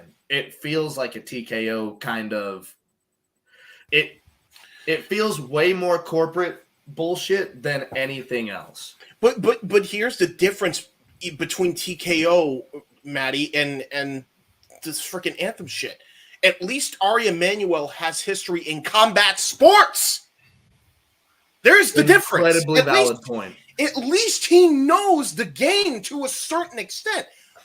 I don't think this guy knows a freaking wrist lock from a wristwatch. I'm going to do a quick Google search of him real quick. What's his name? Anthony what? Anthony Cicione. Okay. You guys continue conversation. I'm going to do a Google search. All I know is people have literally come out verbatim, including the current TNA World Champion. If there's no Scott, there is no Moose. The reason Moose said he was going to retire in Impact Wrestling before it was known as TNA was Scott fucking D'Amore. He's gone. Now, as far as we know, Moose is defending the TNA World Championship against Alex Shelley. And that's another name, by the way, an original IP of TNA, brought back motivated by Scott D'Amore. You think even if Alex Shelley wins this title back, is he going to stay around for the long haul? It's not the first time he took a fucking hiatus. No. I got some wild news for y'all. Like, at least Scott's team is still in place and they didn't dismantle the team. If they would have dismantled his team, I'd be more concerned and more alarmed. Yeah. But his team is still in place. They're still there. They just, Scott may not be there, but his team is still there. So that's why I'm a little optimistic here. If they would have poured everything apart, I would be afraid. Well, So again, I if Evan McCrary and Gail Kim go, it's game over for TNA. I'm done. I was gonna say if we hear news come out about Gail Kim, that's when I'll be really worried. Oh, yeah. Go ahead, Maddie. So Anthony Ciccione, I'm assuming that's how it's pronounced. Most Italian name in professional wrestling. He has been the vice president of operations and president of entertainment for Anthem since 2008, since the company opened. This has been his one job in his entirety when it comes to this. So since 2008, he has been vice president of Anthem's entertainment relations and shit. Yeah, and what the fuck is Anthem known for? Some music and B-rated movie bullshit. Yeah. Let's us see. Yeah, because I don't even remember exactly your point, Noah. All right. And while he looks that up, by the way, I'm just going to also point this out. The problem with that optimism, and I'm not saying don't have the optimistic. In fact, please have the optimistic. Somebody needs to. Somebody needs to. I've been through the TNA bullshit. So is he, and so is he, and so is he. I haven't. That's probably. So is Maddie. We've all been through this shit. So I'll tell you exactly what's going to happen. How fitting that Tara's in the center of this madness. Yeah. And she's the only one that hasn't been through it. Right. Count yourself lucky, by the way. Yeah, I'll tell you seriously. exactly how this is going to happen, and everybody in the chat's probably going to blow it up and agree with me here. What's going to happen is Jim Cornette, Vince Russo, Hulk Hogan, Eric Bischoff all over again, where they freaking fire everybody from the old camp. There you go. That's what's going to happen. Fuck you, James. No. Am I wrong? You're Is that not, a unfortunately. legitimate concern? Is that not a legitimate concern when you got a guy who, for all intents and purposes, he hasn't done fuck all for this company, for Anthem or TNA, period. You'd be better off putting Dixie Carter back in the seat. I'm a dead ass. I'm not even kidding. So since 2016, the Anthem Corporation, Anthem Sports Entertainment, has acquired 5 names. Those 5 names, in chronological order, would be the Game TV Corporation, Impact Wrestling, HD Net Movies, Invicta Fighting Championships, and Gravitas Ventures. So they've got 5 things under their belt, but only one of them is a combat sports. The other one is movies. There you go. Dude, this People. is all... What is the combat sports organization? Invicta. Invicta. It's an all-female combat sport. I know during the Impact era, maybe the Tilly even saw their commercials. At one point, they were promoting their shows because they were all on Amp at the same time. But it's almost like that one promotion that used to be on TNT. Maybe Walter can even talk about this. That one promotion that I think it used to be on after like AEW. Yes. It kind of was like that died a short death. But Invicta's one of those that I think is more like seasonal. It's just one of those all woman based combat sports zones. Okay. I don't have AXS TV, so I never. His son is also a defensive coordinator, if anybody actually cares about that.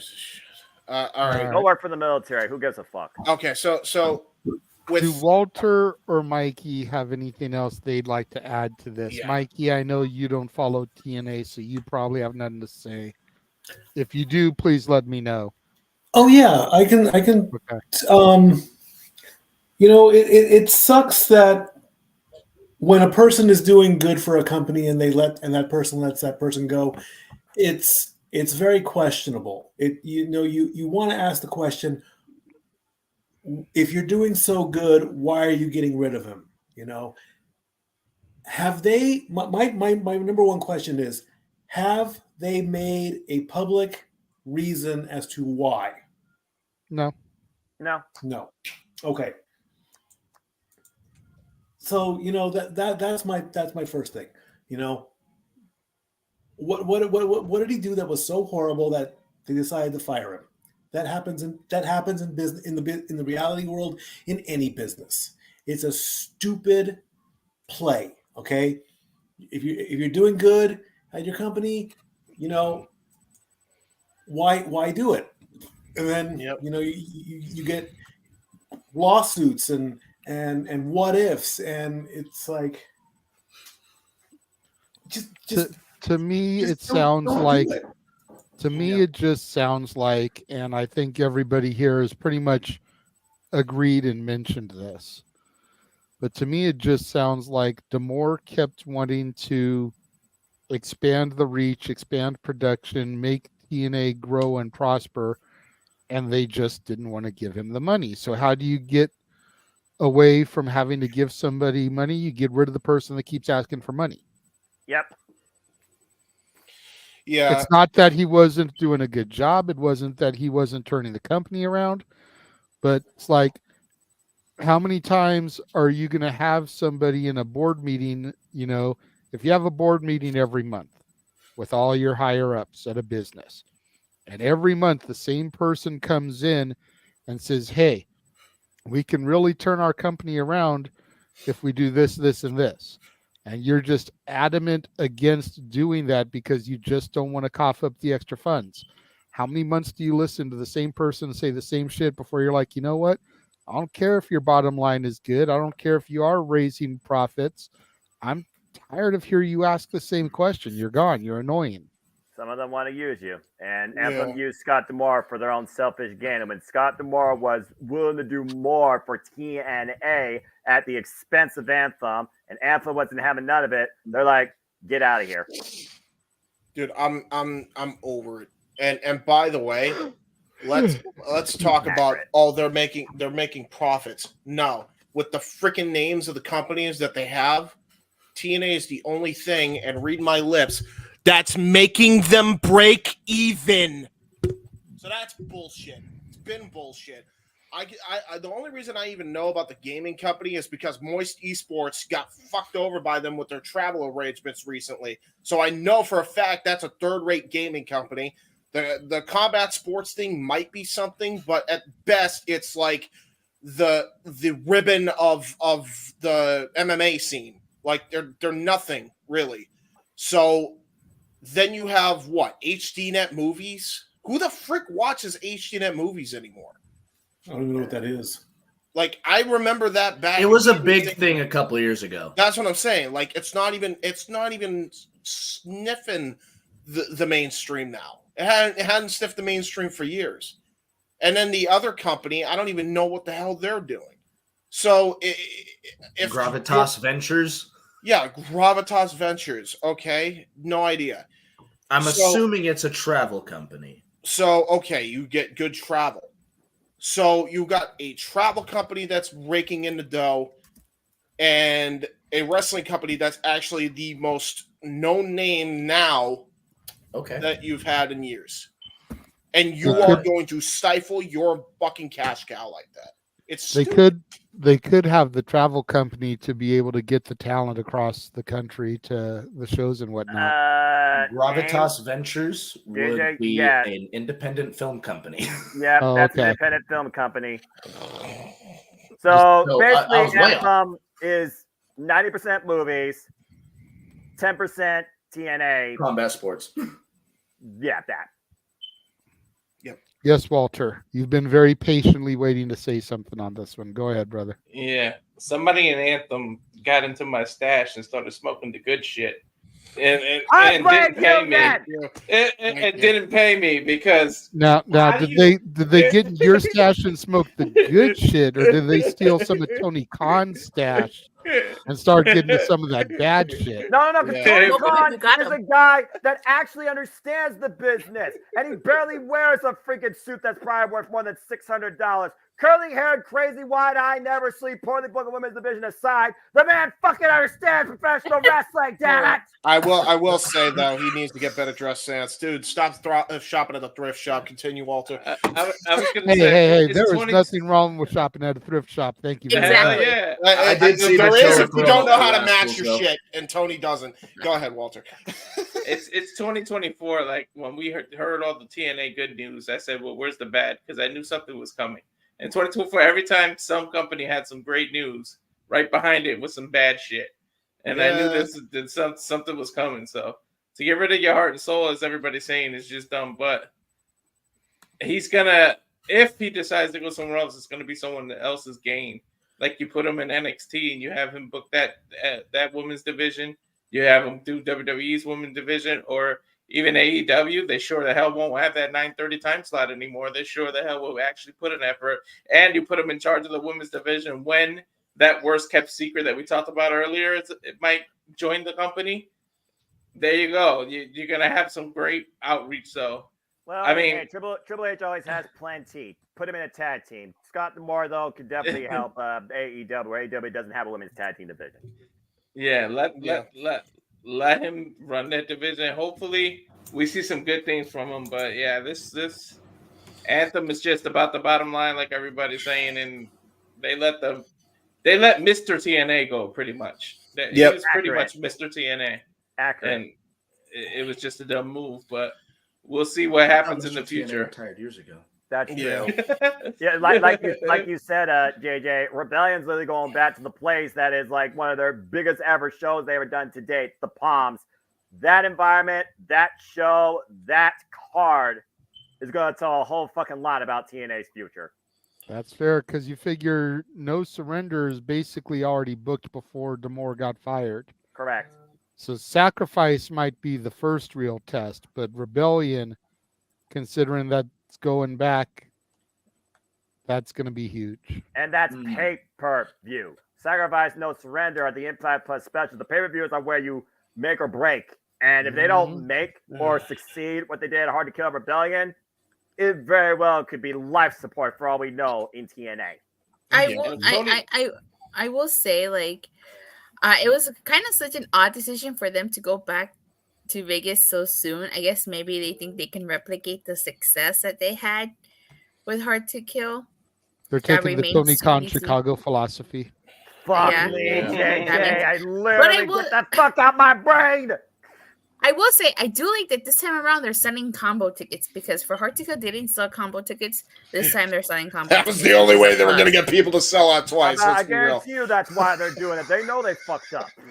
And then, Tony, if you do sign Scott, don't make a freaking another big announcement, robot, that I signed Scott D'Amore. Please don't even sign Scott D'Amore. Don't do that. I'll tell you what, if you do sign him, let it be a surprise. I'll recreate the big announcement and literally show y'all how it's done. So what's going on, Maddie? Go ahead. So you want to know what I think we should do with Scott D'Amore. If he doesn't go to WWE, which would be a fumble on their part, if AEW swoops him up, put him as the main booker for Ring of Honor. Mm-hmm. If he puts forward the product that we've been seeing in Impact TNA, give him a good portion of the book of AEW. The Ring of Honor will be his litmus test for, national TV, because as much as we've talked about it, Access TV, you still only get it in select homes. Like, if you have the certain cable provider, you'll get Access TV. Yep. That's fair, but the only way you see Ring of Honor is if you subscribe to the Honor Club.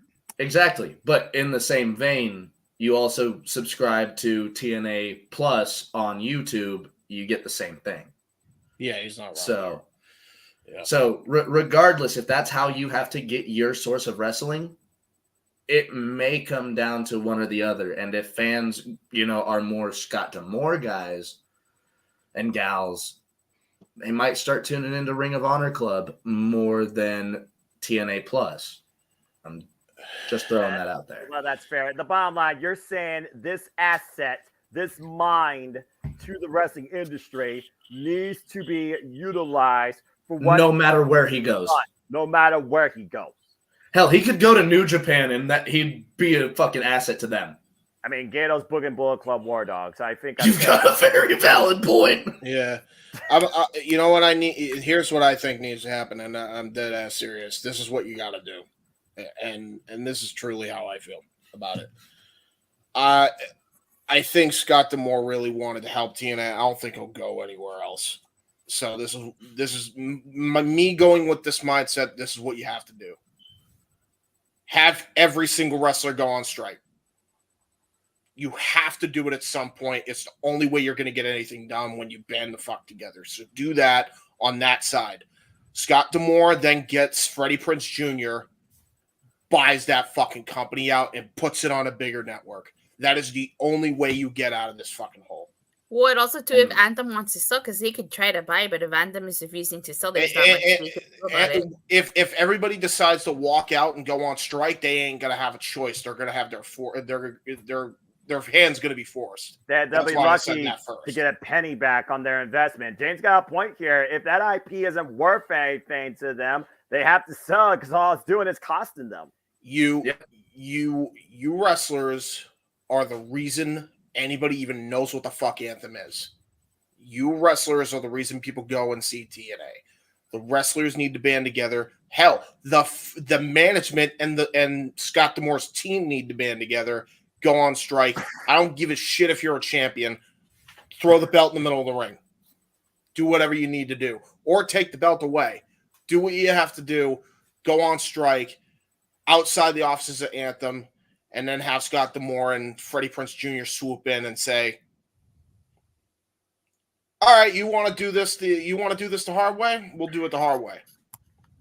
Fair. Shit gets the done. Problem with that, done. Dance, the problem with that is not every wrestler in that company is making enough money where they can afford to do those strikes. I mean, yeah, you got your Nick Nemeth and the people who have money saved up, but not every wrestler is millionaires and make enough money to where that strike isn't going to really hurt them. Listen, right now, you're telling me that during that time, Tony Khan isn't going to capitalize and actually give these people work so that way they're not going to go broke? Come on. He's done it before. Are on prove it deals. He's done it before. He'll do it again. And hell, they have New Japan as well. They have a working relationship with both companies are working with New Japan, so they'll be fine. They will be more than fine. They don't need TNA. TNA needs them, and so does Anthem. I wonder what this means for Giselle Shaw. Yeah. Yeah, that's a fair point. What it means for our insert name here. We've already seen how many outcries from the current talent and the past talent, JJ, that talked about hashtag thank you, Scott D'Amore. Without Scott D'Amore, let me put this in perspective as I think this is a nice bull on it when we say, fuck that out altogether. Here's the thing. Hi, Jeff. Here's the thing. If Jeff says about Hulk Hogan, he would have become a fan. I think without Scott D'Amore, you very well wouldn't have TNA beyond the early 2000s. Yep. No.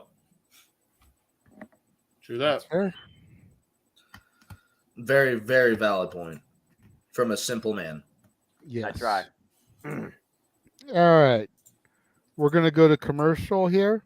Going to take a little bit of a longer one this time as we show people James's trailer for his uncle's documentary. Ooh.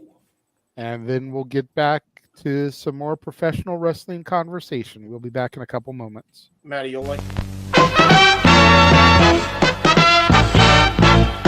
And now, preview time. So let's take a look at what's coming your way.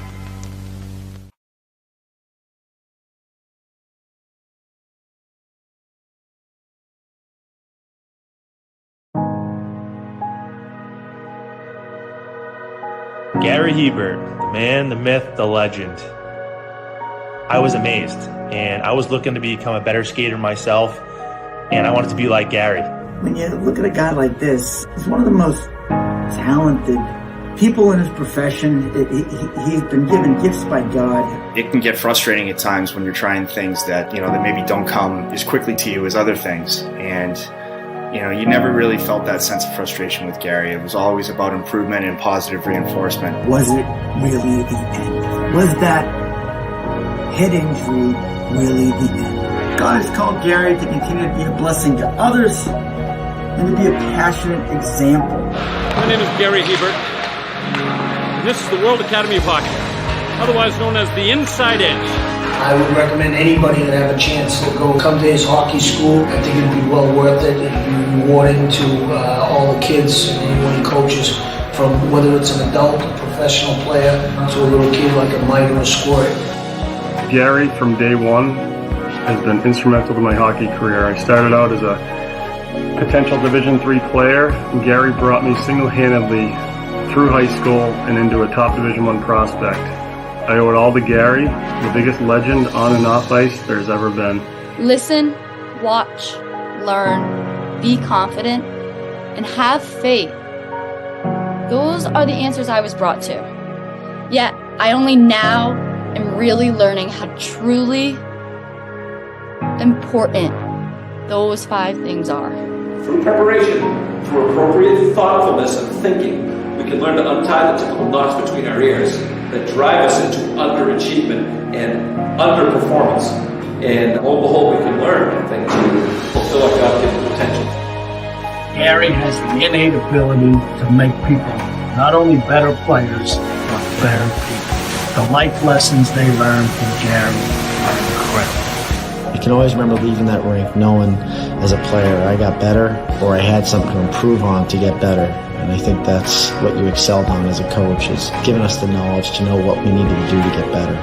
There's coaches who know the game, but can you communicate and create passion in your kids and in your players? And Gary's able to do that. Gary's got great knowledge and the great hands, but more importantly, his ability to connect with people and care for them. His communication skills, to me, really stand out and separate him, and that's why he's one of the best, in the world. Gary's a legend. He's a special, special man.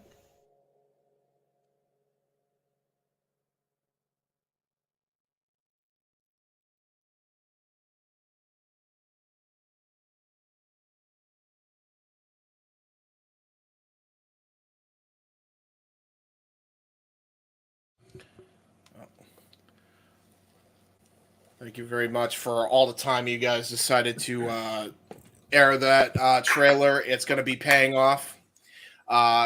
End of February. Be on the lookout for that one. GaryHebertHockey.com will be where it airs first, and then I believe it will be on the YouTube channel thereafter. So be on the lookout for that one, ladies and gentlemen. Looking forward to it. I know me and Statboy Mikey and Jeff all are definitely looking forward to it as big hockey fans. There you go. I'm sure the rest of the team will check it out, if nothing else, to support you and your uncle. But it was. That's my uncle, baby. But I know that the 3 of us are really looking forward to checking that out. That's just a sampling of the people that I know James and them have gotten for the documentary. I'm curious to see who else is in it. There's a lot of people. That we have gotten. It's big and small, and it tells a really huge, amazing story. And we got some testimonials as well, both written and on video, that will blow a lot of people's minds. I'm telling you, it's going to be one to look out for sure. So, a lot of current talent in that clip alone. Yep, that's exactly what it was intended to do, was to draw you in. Well, before we get to the next topic, Dean, winner, chicken dinner. During the last one, Unfiltered Chaos, which I believe that is you, Maddie. Halfway to another 25. It's Poppy, by the way. Yes. Not sure what we're going to do when we get to another 25, because we've already sang for Noah, but I'm sure we'll figure something out. No. We don't want to get demonetized, Maddie. We don't want to get demonetized. Only Save that for OnlyFans. Oh, God. What? Yeah, exactly. I don't want to know. Let's just leave that alone, Datilla. Yeah, honestly, that was the best response you could have had for that comment. What? What? I don't want to know. Never mind. Yeah, now you get it. There's some things that you don't need to know. Insert Men in Black memory wiper here. The neutralizer. Yeah, that thing. There you go. I need to buy one of those. All right. Well, the next conversation piece is the other one Noah was going to lead us on. Oh, right. We just discussed the termination of Coach Scott Demord, former president of TNA. We're now going to discuss the termination of Rossi Ogawa from Stardom. Noah, go ahead and take this one away. Hey, I blame Jeff for saying that the wrestling industry needs to just hit the big F12 reset button because every damn company's doing it. Yeah. Okay, so for those that don't know, World Wonder Ring Stardom Promotion is the leading worldwide internationally recognized all-female Japanese professional wrestling promotion. These notes I get, of course, come from monthly Pro Wrestler and Wrestling Observer and Wrestling Inc. Just citing my sources. Ogawa was one of 3 people that founded this promotion back in 2010 and has brought it to the prominence you know today, including their biggest show to date, which was, of course, was All-Star Grand Queendom in Yokohama Arena last year, featuring one Mercedes Moné defending her IWGP Women's title against Mayu Iwatani, and Julia defending her World of Stardom Championship against Tam Nakano. So, as you all know, if you all been following news, my international professional wrestling fans, there's been this summit, and of course, this of mergers. Bushiroad being one of them, who of course acquired Stardom along with New Japan Pro Wrestling. Since that merger, though, basically Ogawa has been overruled by Bushiroad Fight Leadership around 9 months ago, and it led him to put in his notice because he didn't agree with the direction because he couldn't go the creative depth he wanted to with Stardom. So he's like, okay, I'm out of here. His original end date was supposed to be February 18th, but they expedited that to February 4th. That was the last show under his supervision, and they fired him, citing him of accusations of talent poaching. Now, this stems back to last year, particularly when Tony Khan was trying to really build something with them for Forbidden Door, particularly with one Megan Bain, who you all remember once was with AEW for a degree, but went into Stardom to fine-tune her craft, leading to her being one of the most dominant females there.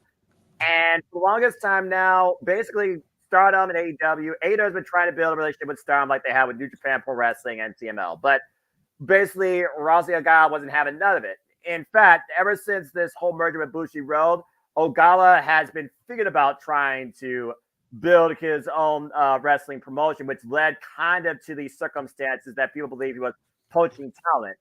But for those that don't know, people like Kairi Sane, for example, it wasn't anything related to that because, again, it's all rumor based on what you believe. It's all speculation.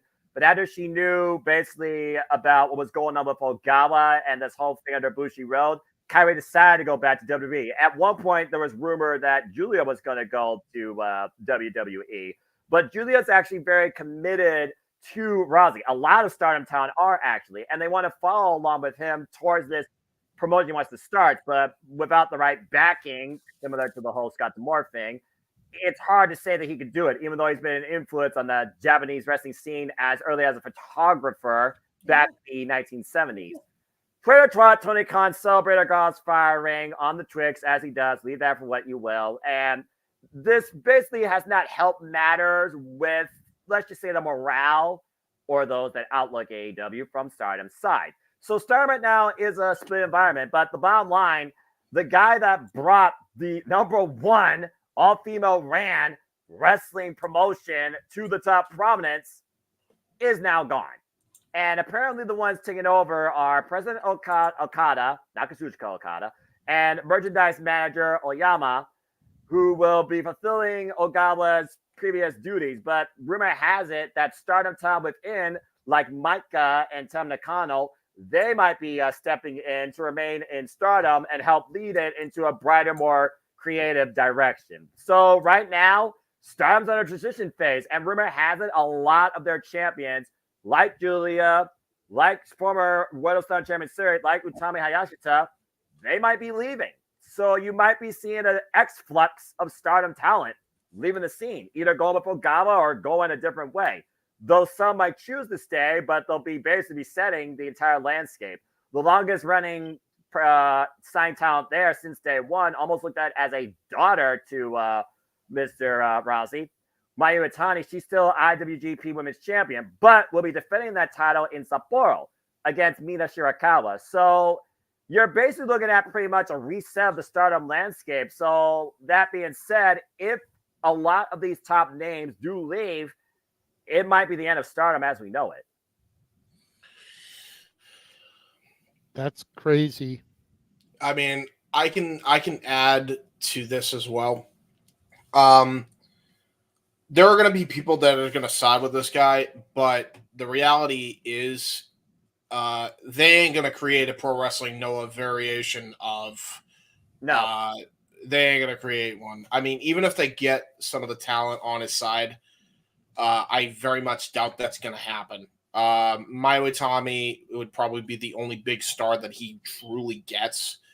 Like that's pretty much it. And for those who need a little bit more context, people know of or have heard of Julia. I'm sure not everybody has, but I'm sure people have at least heard the name. I know, JJ, you've seen one of her matches in New Japan earlier last year, I believe. She actually. So I know the name, but I'm not positive I've seen her in action. So Mm-hmm. the biggest egregious moment of star poaching, super evident of this, was Julia. She used to work for Ice Ribbon, and then she ended up getting poached before she was finished with her dates. And basically, what's his name again, Noah? Help me out. Ogawa. Ogawa tried to pull a fast one on Ice Ribbon. And obviously, then he had to kowtow and let her finish her dates there. And I think it even caused her a month delay for even coming into Stardom after that point. So yeah, it was bad. I mean, he'd been doing this for years. He has the Vince McMahon mentality. It's very much opposite to the Scott D'Amore issue. This is the complete opposite end of this. And it sucks. It sucks. Really no two ways about it, really. Yeah, I'm just kind of frustrated with it because, it's good that he's gone, but at the same time, it's like, okay, so he's going to take even more talent with him and poach his own company that he helped build up for years. It's like, okay, so you're just going to shoot them in the foot and then shoot yourselves in the foot when trying to start up a company that's going to be not even close to a success. Well, he's not even trying to compete against Bushiroad. Again, the biggest reason that he's basically leaving this partnership, he can't take Stardom in the creative directions that he wants to. And clearly they don't involve working with other companies like AEW. Yeah, and that's the problem. Because if he did, it would be bigger. And look, I'm not saying you have to work with every company. You want an established roster where you can hold your own anyway. But it sure as hell doesn't hurt to work with another American company. Like, could you imagine if Bushiroad allowed them to work with other companies and work with AEW and TNA, especially TNA? Oh my God, the matches you can get from that. Well, Multiverse United is already giving us a preview of that with New Japan. Remember the last Multiverse United show, you had Julia literally having her first match under the TNA Impact banner. Yeah, and that's the thing. It's like, okay, I probably did see that one then. Yeah, it was Multiverse United 2 in August, for whom the bell tolls. The four-way was Julia, Dion Purrazzo, Momo Kogo, and Giselle Shaw. And that's another thing. That we didn't get Diana versus. Yeah, but that's the other thing. Like, the reason why the IWGP women's portion of this division has been stifled so much is because of this guy just stifling that. Because he was not one of those supporters of Bushiroad buying it from Jump, by the way. He's said that outright. So that's another thing. He's got basically, and I don't say this because he's Asian. I'm saying this as a metaphor, as a business. He's got the big Vince energy with the small penis. That's all it is. Like, alrighty then. Serious. That's all it is. That's why I said it wasn't the Asian thing. It was just the business thing. All right. You know how hard it is to start a company from the ground up, though, and the rumors that he just wants to start his own company, and Ogawa just. Yeah, exactly. And he might have a strong reputation, but a reputation only takes you so far. His reputation goes all the way back to All Japan Women's Pro Wrestling. So. Right.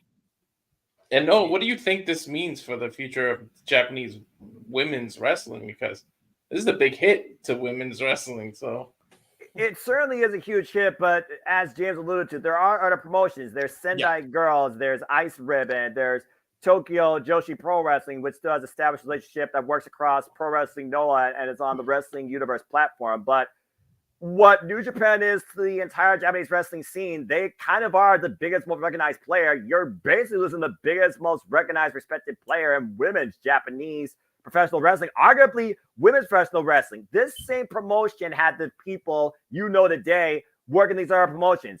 Bea Priestley, Io Shirai, one of the original daughters of Stardom. RIP to Hana Kimura. It's amazing how many great female talent. Tony Storm, Diana Perazzo. It's amazing how many great female talents. Kaylee Ray, Piper Niven. You keep on giving me names. I'll just keep on telling you. Yep. It's Tony one of Storm. those things where I find it hard to believe that this promotion has been the standard and has really been brought to bigger prominence than ever before, in my opinion, this last year alone. Yes. It could be going belly up with this mass exiting, whether they're respectful to Ogawa based on what they did internally with them, or whether or not they're off to bigger things. Again, I'm pretty sure this is like a follow-up to our free agent conversation we did a while back. As far as Julia goes, Julia very well might be WWE bound before I know it, because she's already not going to be at Windy City Riot as far as we know right now, and she's still WWE Strong Women's Champion. In fact, she doesn't have a new challenger right now as we know it. Right. I mean, That's and that's the thing. It's like they just established these championships like in New Japan as well. That was supposed to elevate Stardom on their platform. And it's like they keep getting stifled because it's basically like they had to pull teeth with this guy to get them to even show up and cross promote. And it's not even cross promoting. Like, you could have the Stardom Championship on the Wrestle Kingdom if you give the chance. You don't even try. Well, They've been trying that for years. Well, again, they had the spot, but let's be honest here. Why was that spot actually happening for us at Wrestle Kingdom 17? Because of Mercedes Moné.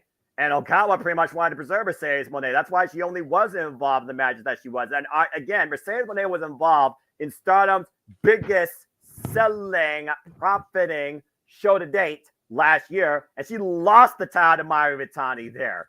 And Mayu even broke down after crying in her match, call it what you will, with Siri at the Tokyo City Hall show the same day as Wrestle Kingdom, not the day of.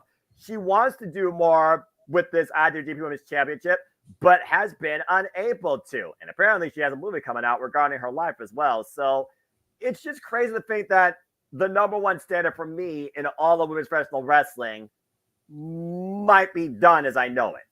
But it might not be if he's gone. Yeah, I get that. That's another thing. And Like Mike and Sam Nakano, two original names, they're willing to stay there and build strong Stardom stronger than ever. Now, if they stay, maybe that entices the others to stay as well and not go with this guy. And I say that because, again, he wants to be Vince so bad, this guy. He's been wanting that for years for the women's wrestling scene. He's never been able to get there, but he has the same mentality. He's gone now. Now that you have this a lot healthier people in charge, that means they're going to give Stardom the exposure it desperately needs on U.S. soil. Exposure is the best way to get your brand out there. That is why New Japan had a presence when they shared talent to WCW and vice versa on their soil.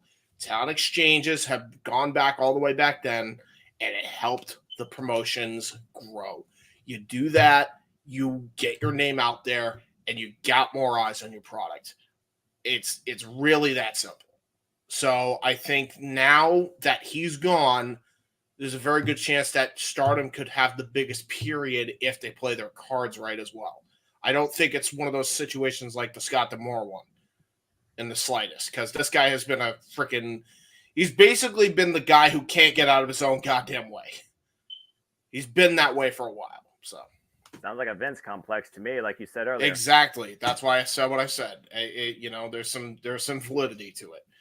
And I'm not. By the way, for those who are wondering why I said the small dick, as in like he doesn't have the same stroke that Vince ever did. Like he wants to be Vince so bad, but he doesn't even have that power. But he wants to be so bad. Like you can tell. It's just. I mean, it's not the first time though that someone in the Japanese professional wrestling scene went off to try and start their own promotion because of their own ideologies. Hello. Yep. And by the way, the reason why it worked for Pro Wrestling Noah is because there was a mass exodus. You're not going to get a mass exodus with this fucking clown. I'm sorry. Nah, you're just not going to. No, I don't see that either. But I can definitely see more Forbidden Door access now that Tony Khan might be able to work with the Town of Stardom. TNA. Yeah. You got President Tanahashi on the board with Bushiroad that runs the Japan Pro Wrestling, and Rocky Romero has been working closely with Tony Khan since this whole partnership developed literally 2 years ago. There's no telling right now what this could lead to for Stardom's exposure in both AEW and TNA. I'm and just saying they might also try and put their hands in the cookie jar on that. That's what I'm saying. Like you think all these guys, wrestlers specifically too, with the exception of TNA that just fired a wrestler, great, but everybody else, Tanahashi, The Rock, Tony Khan's got wrestlers in his ear, I'm sure. Yeah. You don't think these people aren't talking about doing a collab someday? I mean, I'm just saying. Triple H tried to invade the Japanese market a while back through All Japan Pro Wrestling, and chances are that might be back up and running ever since his NXT invaded with Charlie Dempsey, which apparently they're still in discussions for further collaborations. So again, there may be more to this Stardom change out than we think. That's what I'm saying. We will be on this podcast and it will go back in a year from now and look back at this and be like, oh shit, there was something bigger afoot. Timestamp it for the highlight reel. Yeah, exactly. And then just show everything happening at once. From now. Stardom Evolution. Accept. Thank you. Okay. Mikey, I know you don't have anything to say about this. Walter, do you have anything you'd like to add? No, I said my piece. It's just difficult to start your own company from the ground up, and the fact that that's rumored what he kind of wants us to do, like it's a little weird. You know, you need the financial backing, then you need everything else to go with it, and yeah, I don't see it happening so far without a backer. Financial plus backer. age and time is not on his side. So, he's one of the three original founders of Stardom, and Stardom has been in evolution since its friggin' birth in 2010. And Ogawa has been the only sole guy primarily in the seat now for the better part of its later lifetime. So it is weird. Again, like I said, like Jeff pretty much mentioned, every damn company as we know it is hitting the fucking reset button, and not all of them are doing it for the better. Yep. Not at all. Well, all right. Before we throw the commercial, I would like to say thank you to everybody that is watching. We are currently broadcasting across 3 different platforms, YouTube, Twitch, and Twitter, 8 different channels, and we have someone watching on every single channel. So thank you very much to everybody out there. We appreciate it. We are going to throw to another brief commercial. We're going to take another look at the watch along trailer, let Noah get all excited in the little small production box. Just because y'all like to see that. And then we will come back and we will hit you guys with our main event as we discuss the WrestleMania presser that occurred the other day and the fallout that came of it. Stuff that actually made James, want to be a WWE fan and actually be looking forward to a WrestleMania. Since who knows when. Right back with all of that.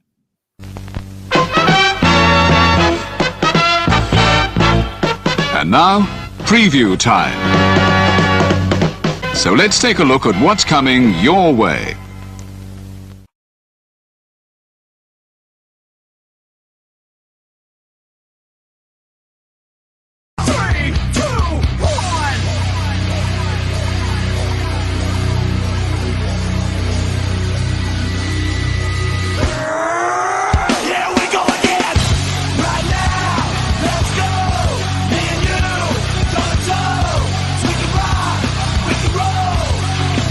Here we go again!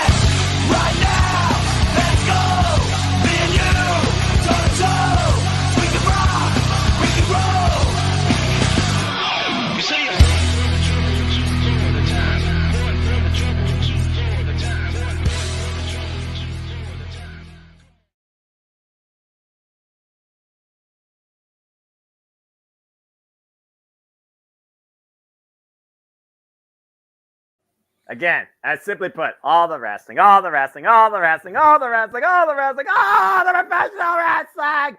Damn it! And sports entertainment. Though NXT has definitely become far more intriguing for me, but this road to WrestleMania, probably since 19, has probably been the most compelling. Mm-hmm. Mm-hmm. All right. Speaking of WrestleMania being compelling, we are going to get to the main event and we're going to discuss the WrestleMania presser and the fallout of it last night on SmackDown. So it was at the press conference, and I feel bad for the women, if I'm being honest. Same. Because they came out, they started everything, really trying to get the crowd like going.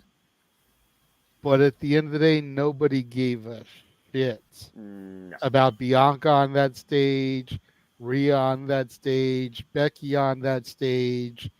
You know, did they give away the WrestleMania women's titles match by having Becky come out and interrupt Rhea? You know, if they did, bad move on their behalf.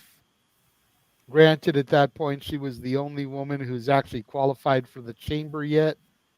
But still, like, did they mess up by giving that away? Nobody cares. Nobody's talking about that. Seth comes out on stage, goes to bring out Cody Rhodes, and Roman Reigns comes out instead. Then The Rock comes out. Then we finally get Cody. Roman trying to throw weight around, making it seem like he gets to pick who he wants to fight since Cody didn't make a decision.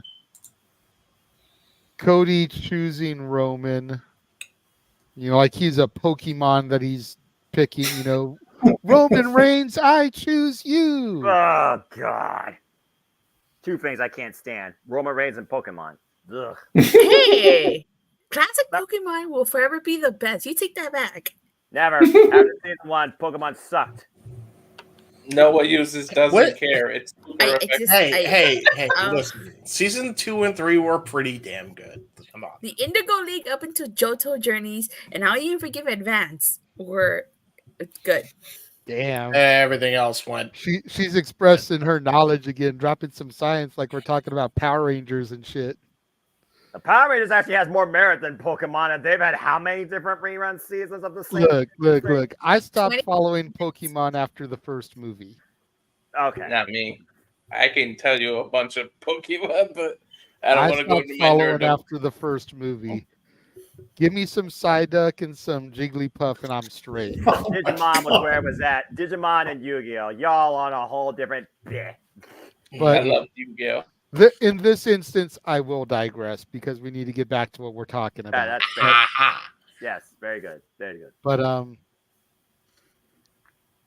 Rock showing that family tree of the bloodline was a hell of a moment. I saw Rock slapping the taste out of Cody's mouth was a hell of a moment. Bitch slap that boy. You know, Rock and Roman walking down the hallway and it looking like Roman is behind the Rock. Like the Rock is the head of Roman and Roman is just Rocky's little bitch. Accurate. Which I'm sure will get addressed in a promo at some point because how can it not? Yes. But I mean, you then rewind back to a week ago from yesterday where everybody was all in a tizzy over what happened on SmackDown and how it looked like Cody was giving up his spot and death threats were set out to Ava Rain because of what her daddy was doing and she has absolutely jack shit fuck all to do with it. Mm-hmm. Why she's making NXT better. Again, your NXT PLE is far better than WWE's lately. Continue. And then you fast forward a week and everything seems to write itself out. Was it the grand plan all along? or was it a pivot, a course correction? I don't care which it was. Right. I'm bucked up for the ride. Because to Aaron Riff's point, you've got Triple H with a great creative mind. You've got Paul Heyman with a great creative mind. You've got The Rock with a great creative mind. With The Rock comes Brian Gervitz, who's a great creative mind. Plus, you've got whoever else is already on WWE's creative team. It's like there's some great minds that are working this all. And we just need to ride this out. And the fact that we've got Noah, who a year and a half ago, could give a fuck all about WWE. Accurate. The fact that we got James, who legitimately walked away right after the purchase from TKO and Endeavor. Yes. Yes. Who's back interested in like, okay, there's something going on here that I at least need to half-ass pay attention to. Even if I'm not tuning in every single week, I at least need to be paying attention to the socials, watching the clips, see how the storyline develops, because something is happening here. Never in my life have I looked at Raw and SmackDown highlights more on WWE on USA's YouTube channel. For real, it's just, it's so good right now. And then you've got all the extracurricular stuff that's starting to boil over. You know, you've got Bailey and Io and how personal that is. You've got the people trying to qualify for the chamber, both for men and women's, to see who's going to get Seth and Rhea respectively at Mania. You know, maybe it's just me, and I know this is the least of our conversation, but I want Bronson Reed to beat Bobby Lashley on Monday. Good call. Because you think about it, Lashley, the Street Profits have got the feud going with Karrion Kross, the Final Testament and everything. Who's to say Final Testament can't cost Lashley the match? Then you've got Big Bronson Reed in the chamber in Australia. Thank you, Walter. Let me get to my point here. Yes, you get that moment for Bronson Reed in the chamber. And then we can build to Mania with Lashley and the Prophets versus the Final Testament. That makes a lot of sense. Yep. You know, By the again, way, that's the least of the conversation. We're not really here to discuss that part of it, but like I really want to get people's thoughts on what they thought of the press conference, what they thought of the fallout of the press conference. You know, Triple H coming out on SmackDown saying that certain people need to know their role, and it doesn't matter if they don't like his decision or not. I was loving those digs Triple H did. That was so damn brilliant. You know, the encounter with Triple H and Paul coming into his office, and I'll leave you alone this week, but I will be back next week with my tribal chief and The Rock. Oh, the way he broke that down, too. Yeah, I just feel like things are getting really interesting in a level that I haven't seen it be interesting since Punk cut the pipe bomb promo. Mm-hmm. Oh, yeah. I agree. I absolutely agree. But I've talked enough on the previous time I was landing up on the topic, so I'm just going to sit here for a moment and eat my cheesecake. Stat Boy asked if he could go first on this one. So, Mikey, the floor is yours, good sir. Congratulations, WWE Universe. Okay? You got what you wanted again. Your voices were heard. We want Cody. You got him.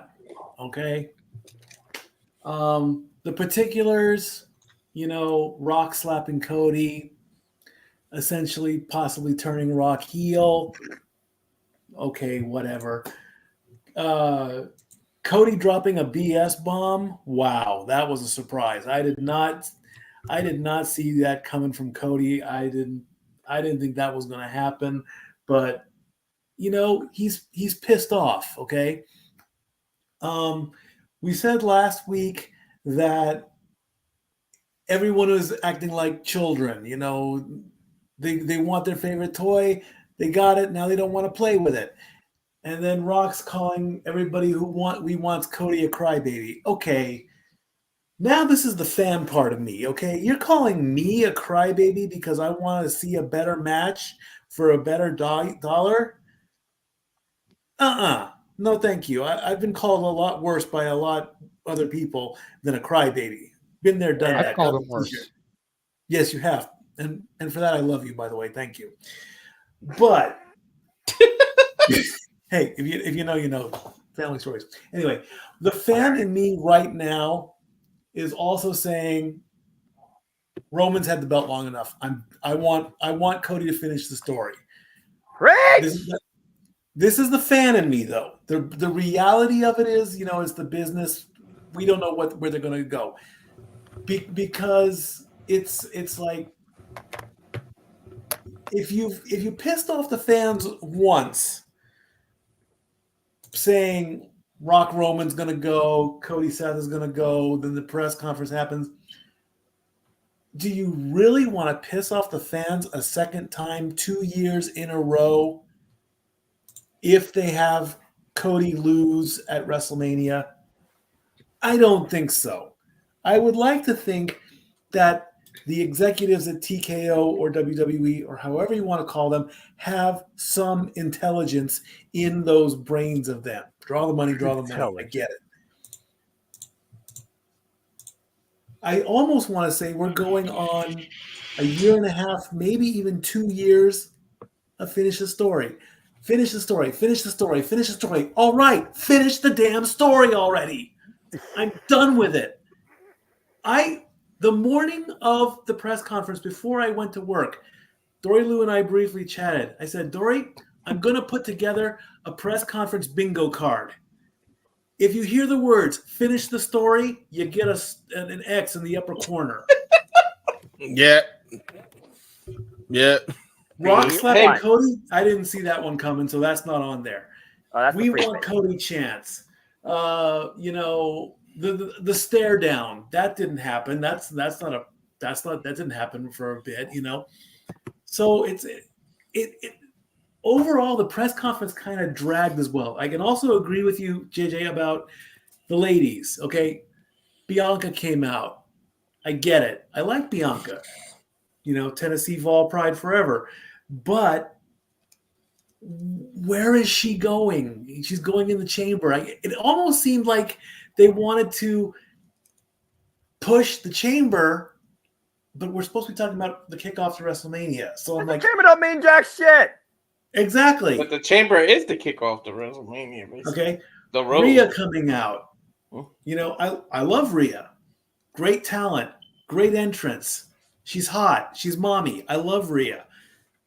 She's plugging chamber in Perth. Here comes Becky. Okay, I'll see you at WrestleMania, but first I have to go through the chamber. Captain Obvious. What? Yeah, what Seth coming out. Introducing Cody. We get Roman instead. Genius. Did not see that one coming. I want to see more interaction between, and then everything happened. Swearing left and right. Swearing on WWE, like, okay, fine, swearing, get it, whatever. And then I hear Big E. It was great to see Big E and CM Punk, by the way. They were great as well. But Big E's like, are we going to a tag match? Whoa, Danger Will Robinson. We've already had one probability of, this might happen. Let's not go there, okay? Would a tag match between Roman and Rock against Cody and Seth happen? Maybe. I don't see why not. But now the fan in me wants to see Rock cost Roman the belt at WrestleMania. I would love to see that happen. Unfortunately, the match is going to happen on night 2, not night 1. So, and then Rock can go back and do his other stuff. Overall, the press conference could have been done better, I think. It kind of dragged along. And then if there wasn't so much mumbling in the back and censorship, because Rock dropped a couple S-bombs that did not get censored on social media, maybe even on Peacock. But if it's on Peacock, then that's okay. I don't know the laws on that one. But I would have loved to heard whatever Roman had said or everything that may have gotten censored out. I wanted to know word for word what they all said. I also would have liked to seen a full graphic of the entire Bloodline family tree, statistic-wise. That'd be great to have too as on your wall. It could have been done better. Right now, I want to see Roman lose the belt. We still have 7 weeks left before WrestleMania. My opinion can change depending on where the story goes. It's still cooking, friends. The cooking line, that was genius by Cody. Tell you, I was waiting for CM Punk to throw out, stop him when he's telling lies. Yeah, true, accurate. But overall, I think it could have done better, just a little bit better. Okay, Datilla. I really like the press conference. I think the Cody Roman Rock segment was really well done. And, I really like the fact that The Rock leaned into being a heel. I love that he embraced that holiday. And that started way before the press conference. If you heard what he said on the Pat McAfee show, he was just leaning into it. Thank God he went heel, because I feel like this wouldn't have been as epic if The Rock was a face. It was epic because he went heel and he embraced the Hollywood Rock persona. I'm really looking forward to Cody versus Roman. I hope Cody needs to finish the story. He needs to get that butt off of Roman. I'm over Roman being champion. So I don't want Roman Reigns to be champion anymore. So, and do I think this was a work, to answer Arlene's question? I think that everything that happened prior wasn't a work, but I think this was a work. I think this was them leaning into a work. But it was a really, I personally liked it. I liked fantastic. Do you think the press was a work like I do, or was it not planned? The press conference certainly was a work, but everything that happened with like Cody and The Rock on SmackDown, I don't think that was a work. I think that was planned, and I think if it wasn't for the fan, I honestly think that if it wasn't for the fan backlash and the way everybody reacted, we would not have gotten what we got on that press conference. I think that they were simply going to announce Rock versus Roman, Cody versus Seth, and be done with it. This would not have happened had it not been for the fan backlash. Yeah. That's fair. So, I'm going to just go around the room on this one, James. Ty. Sorry. Go ahead, Walter. Yeah, if you want to catch my what I thought of at the moment, cheap plug, you can watch on my Rage of Wrestling YouTube. I did a watch along live while that presser was going, so you can see my live review reactions to it. See this. But make sure you like and subscribe, people, to his YouTube channel. Don't just watch the video. Like and subscribe. Yeah, like and subscribe. Start plugging that, man. Plug it away. Come on. Thanks. But yeah, no, I love what it went. And I don't know. When I saw that bloodline, that tree thing, I just thought that would make an awesome tattoo for all those Samoans to have. Like, just across your back, that tree on all the Samoans' back, that would be an awesome tattoo. And I'm not a tattoo guy, but damn, that graphic was kind of cool. And to see that was just awesome to me. And Cody was the slap heard around the world, and I like that they did the cussing and they edited some. I saw it on Peacock. The shits came through, like 3 or 4 of them. And then for those of you that don't know what Rock said backstage and didn't see it uncensored, he told Triple H, "You need to fix this shit because have him mention my family again. You mention my family again, I'll fucking knock his teeth out of his mouth, or I'll slap the teeth out of his fucking mouth." That's what what The Rock said back there. Damn. Yeah. And then Roman said, "You're lucky we're even here." And then Triple H said, "Yeah, you're lucky too." Yeah, dude. It was so good. And the fact that, what is this, 1996? Rock is a heel again. 98, Triple H and Rock are having a rivalry. Like, it's crazy how this all comes full circle with Triple H involved in it. And I'm loving that they go. I'm loving that they in it. I'll tell you what, I'm in the back seat with my seatbelt and going along for this ride. I told people be patient. I kept calling, just be patient, let it cook.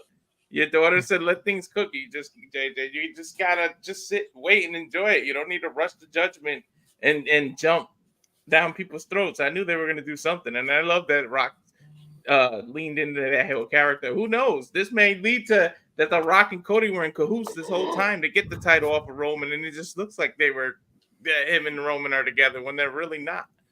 And then setting up from 41, yeah.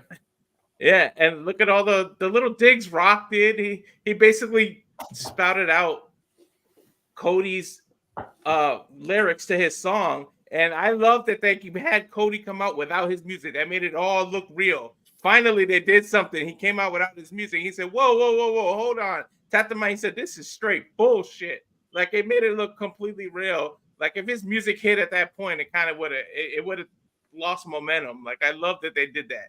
Cody came out without his music and interrupted everything. It was like, I choose Roman. So all of that is just awesome. And let's just see what fork this road takes. And I can't wait. This is my first WrestleMania. I'm going live. I'm so hyped that they did all this. I can't wait. And it's almost like Elimination Chamber is taking a back seat. I just want to skip and get to WrestleMania. Like, screw the Chamber. Like, who gives a damn? Basically, the Chamber is just to see who the hell's facing Seth, which I'll put it out there right now. It's probably going to be Drew, the way the momentum is. Yeah. And I wouldn't mind. Yeah. Quick question. Anybody staying up for Elimination Chamber? Yeah. No. I'm not. No, we're going to do 9 a.m. Pacific, noon Eastern is going to be the call here on the Multiverse of Media. I'm going to get sleep. I don't hold Elimination Chamber up to the same regard as New Japan Pro Wrestling. Pass. I'm just used to staying up late, so I might catch the beginning of it, but we'll see. Yeah. To the point that Dattila and Walter made about Rocky going ahead and going heel, I loved the silence from him when he first came to the stage. Yeah. He was listening to the crowd. He was feeling everything out because, he came out there with one route in mind. And listening to the crowd, you kind of get the impression that he decided to course correct his own issues and go full-blown heel by gauging what the crowd was giving him. And the pacing, leaning into the whats and everything, it was just beautiful. Yeah. Go ahead, Mikey. You were going to say something, and then we'll go up to Noah. With what happened on SmackDown with Triple H calling out Rock and everything, and with Rock and Roman coming to SmackDown next week, I am a little concerned for Triple H. I don't see them getting physical because I don't think Triple H can get physical anymore since his last medical scare. Is that a possibility?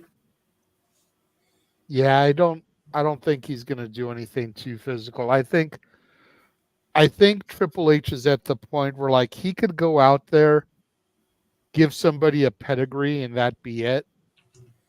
But he can't wrestle a full-blown match. He can kind of come out there like Austin used to do when he was the sheriff, give a stunner, and just be done with it because he wasn't taking any real bump. Triple H could come out there. No. Damn. I mean, he probably could, but you don't want to do too much after having heart attacks and everything. Like, you don't want to get too riled up there. So that's why I say, like, if he were to come out there kick somebody in the gut, hook them up for the pedigree, drop them. Probably about the extent of what he could do. Okay. Go ahead, Walter. I just want to add that I would avoid that if I was them. Triple H, avoid all physical contact, not only because of risk, but it's just because, damn it, then we're all gonna want him to have one more match or want him to do that That's physical, fair. and then we can't have it. So I would just completely avoid it. Cool. That's fair. Go ahead, Noah. I mean, I'm not usually the guy to talk about this type of stuff, so this is weird because when was the last time I gave fuck all about WWE? WrestleMania last year, thinking that Cody was going to beat Roman. Maybe that moment, but then after that, I was like, fuck this company. And your NXT was better after No Mercy and still seems better. But now, arguably, my interest in NXT and my interest in WWE might be on equal footing. So, yeah, I don't know what to perceive right now. Work, shoot, blur the lines, storytelling, The last time I saw Rock and Triple H face to face was like subtle teases, and they were backstage when Triple H was just a guy part of a fort, and The Rock just showed up, and they were like, I just got one question. Why are we staring at each other like this? And that was like years ago. Talking about, how about you pick up the bill, you cheap bastard? So it's crazy to see both these men in their capacity of power and authority right now, and still bringing that subtle drawback to their own rivalry, while the focus should actually be Roman and Cody. It's like they're playing a back row to even bigger corporate espionage here that might be right before our eyes. And yeah, I would say Roman is The Rock's bitch right now. And again, I don't care bringing a child, teenager's heart. At the end of the day, Cody needs to finish the story, and Roman Reigns needs to drop that fucking title. Maybe this is The Rock's way of getting Roman more to Hollywood. I don't freaking know. It's crazy, though, to think about what I perceive in the highlight. Because again, I watched highlights like, okay, wow, this actually might be something to buy myself into. But going on the topic itself, just that was like my little prologue. First off, God bless it. Respect your women's division more. I know WWE has branding, marketing, but Bianca Belair didn't have a can of C4 in her hand, and I don't give jack shit about a reality show. All right? Seriously. God. The fucking other Royal Rumble winner wasn't even there promoting her match, and you're trying to actually get more in the Japanese market. You can't even promote Io Sky. Yeah, brilliant job, WWE. Why the fuck should I care about Bayley versus Io Sky right now? Anyway, that's a whole different thing. But also, let's be honest, the only reason people cared about Rhea Ripley and Becky Lynch on the stage because people were writing fanfics of Becky Lynch on top of Mommy and Mommy being on the bottom after what Becky said. Tell me if I'm telling lies. Tell me if I'm telling lies. No, I can confirm you're not. Thank you. Thank you. But yeah, it's one of those things where it's so weird looking at this dynamic right now that's blurring the line between corporate internal hostility liquidation to the point you think Triple H might get eliminated like Rosie Ogala by The Rock because The Rock's his boss, The Rock's on the board technically, versus trying to add more to Cody facing hot times and finally finishing his story. It doesn't get harder for a man to actually accomplish the biggest thing possible in the name of legacy for his family than beating the freaking bloodline that might be a bigger authority figure than Triple H at this point. So it's really crazy to see that. And I agree, Chris. Like I said, put some fucking respect on Bayley's name. Bayley hasn't had a fucking WrestleMania moment since 33. God, how much longer are you going to treat her like an afterthought? For fuck's sake. Anyway, sorry, not sorry. Yeah, go ahead. No, go ahead. Oh, okay. It's just one of those things that finds baffling. Even with Triple H at the helm, the women's division is still so damn fucking underwhelming. I'm sure we'll get another women's showcase match for random tag teams. Whoopie-doo. It's just one of those things right now where I think I said this verbatim on ATW. I love what they did with SmackDown into the press conference, into this SmackDown, into what's elevated to the next SmackDown. But if Cody doesn't fuck the line, finish the story. If Cody doesn't win at WrestleMania and take the title off Roman, God damn, how much longer do I gotta go with this never-ending story? Worse than the freaking repetitive song from the damn fucking movie. Seriously. Hey, that song was epic, though. Hindsight's 2020, and I'm not singing that anytime soon. Maybe it's a Harry Potter-sized book. It takes a while to finish the story. I Look, can't take 7 years of Cody's story. Harry Potter series fucking finished before Cody Rhodes could finish his fucking story at this rate, and that's 7 damn books. Anyway, books. Wait, Noah, did you just say NXT was better? I was like, the only thing I'll say right now, you want me to put on the spot? Fine. The only thing I can give a fuck all about NXT is the fucking TikTok reject group and the Harris Cup that should be retired and the fucking cheap ass example of an accredited university that's not accredited at all. Anyway. I was like, stand by did what I hear that stand. correctly? Like, he said NXT was Yes. better? Hey, I earned a scholarship to that university. Chill It'll out, though. still never be his NXT, but Our he has NXT. acknowledged the fact that my NXT has grown by leaps and bounds over the past 12 months. Mm-hmm. And why should I give a fuck about any other woman at this point besides Becky Lynch? I mean, fuck, there's no other person on Raw right now that can hold a counter Rhea Ripley. Nia Jax versus Rhea Ripley. Yeah, that'll put butts in seats. How long does it take for Rhea Ripley to hoist that person into a freaking riptide on her own accord if she actually works along with it? Do y'all remember what happened at the Royal Rumble? Just saying. But hey, kudos to her. Maybe she'll actually have the main event in her hometown. Maybe that's her WrestleMania. But it's just weird looking at right now the way they did this press thing. At the end of the day, it was about one thing.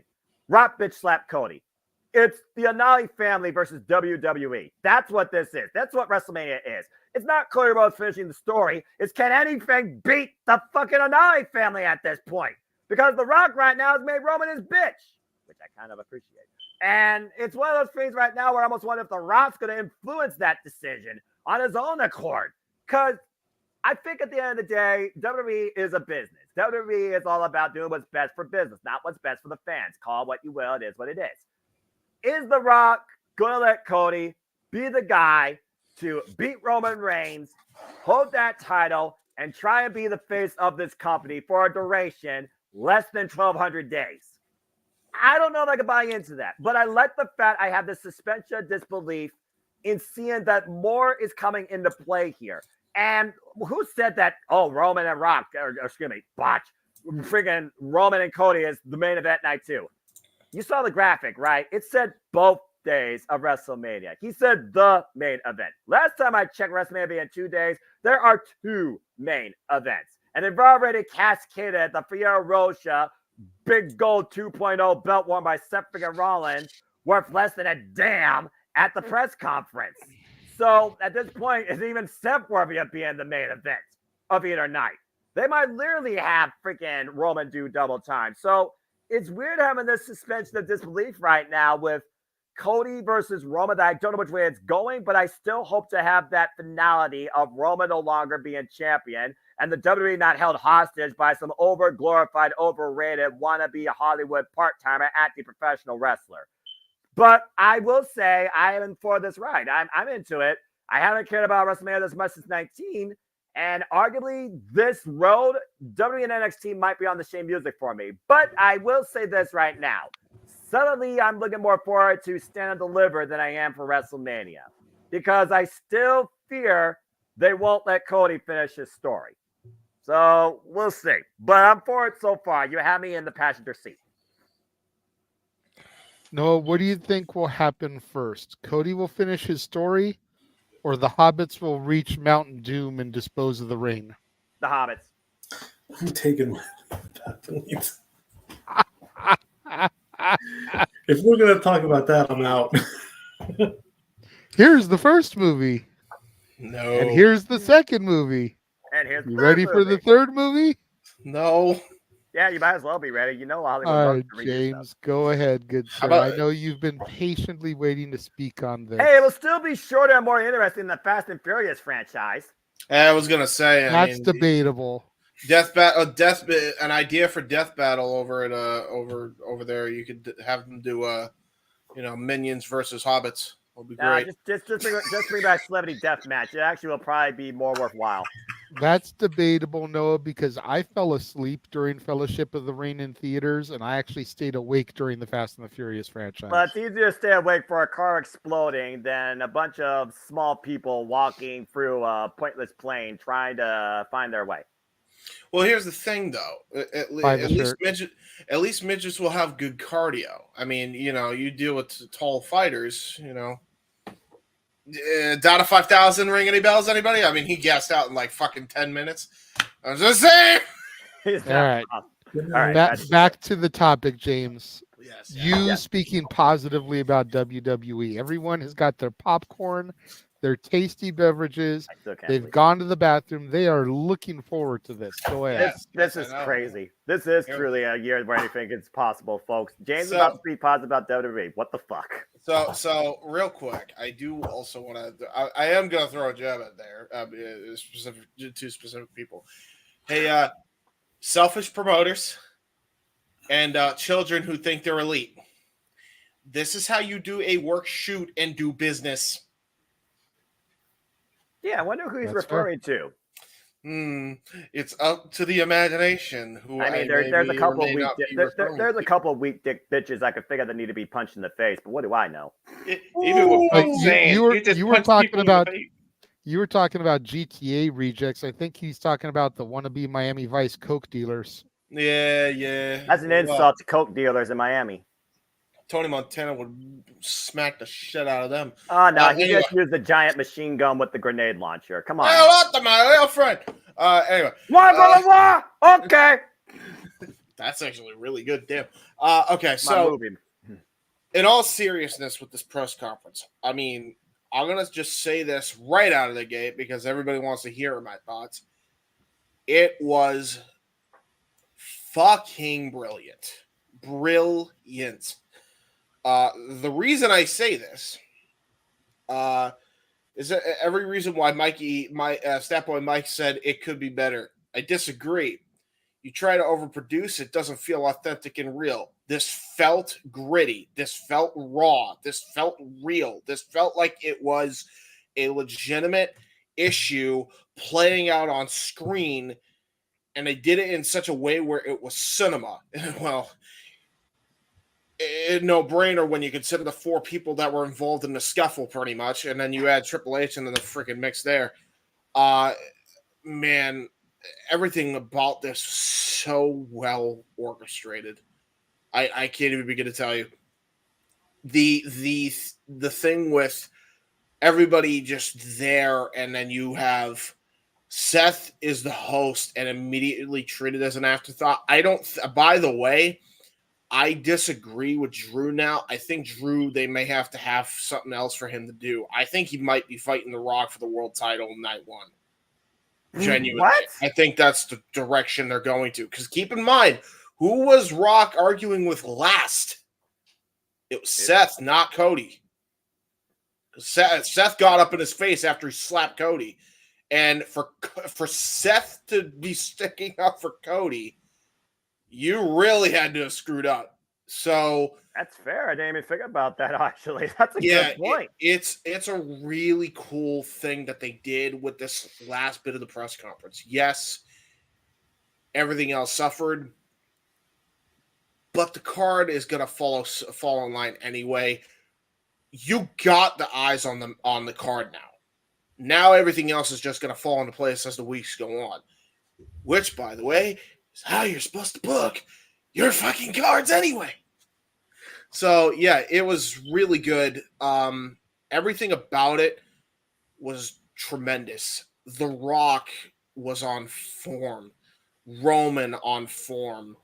Cody had the promo of a fucking lifetime. I mean, what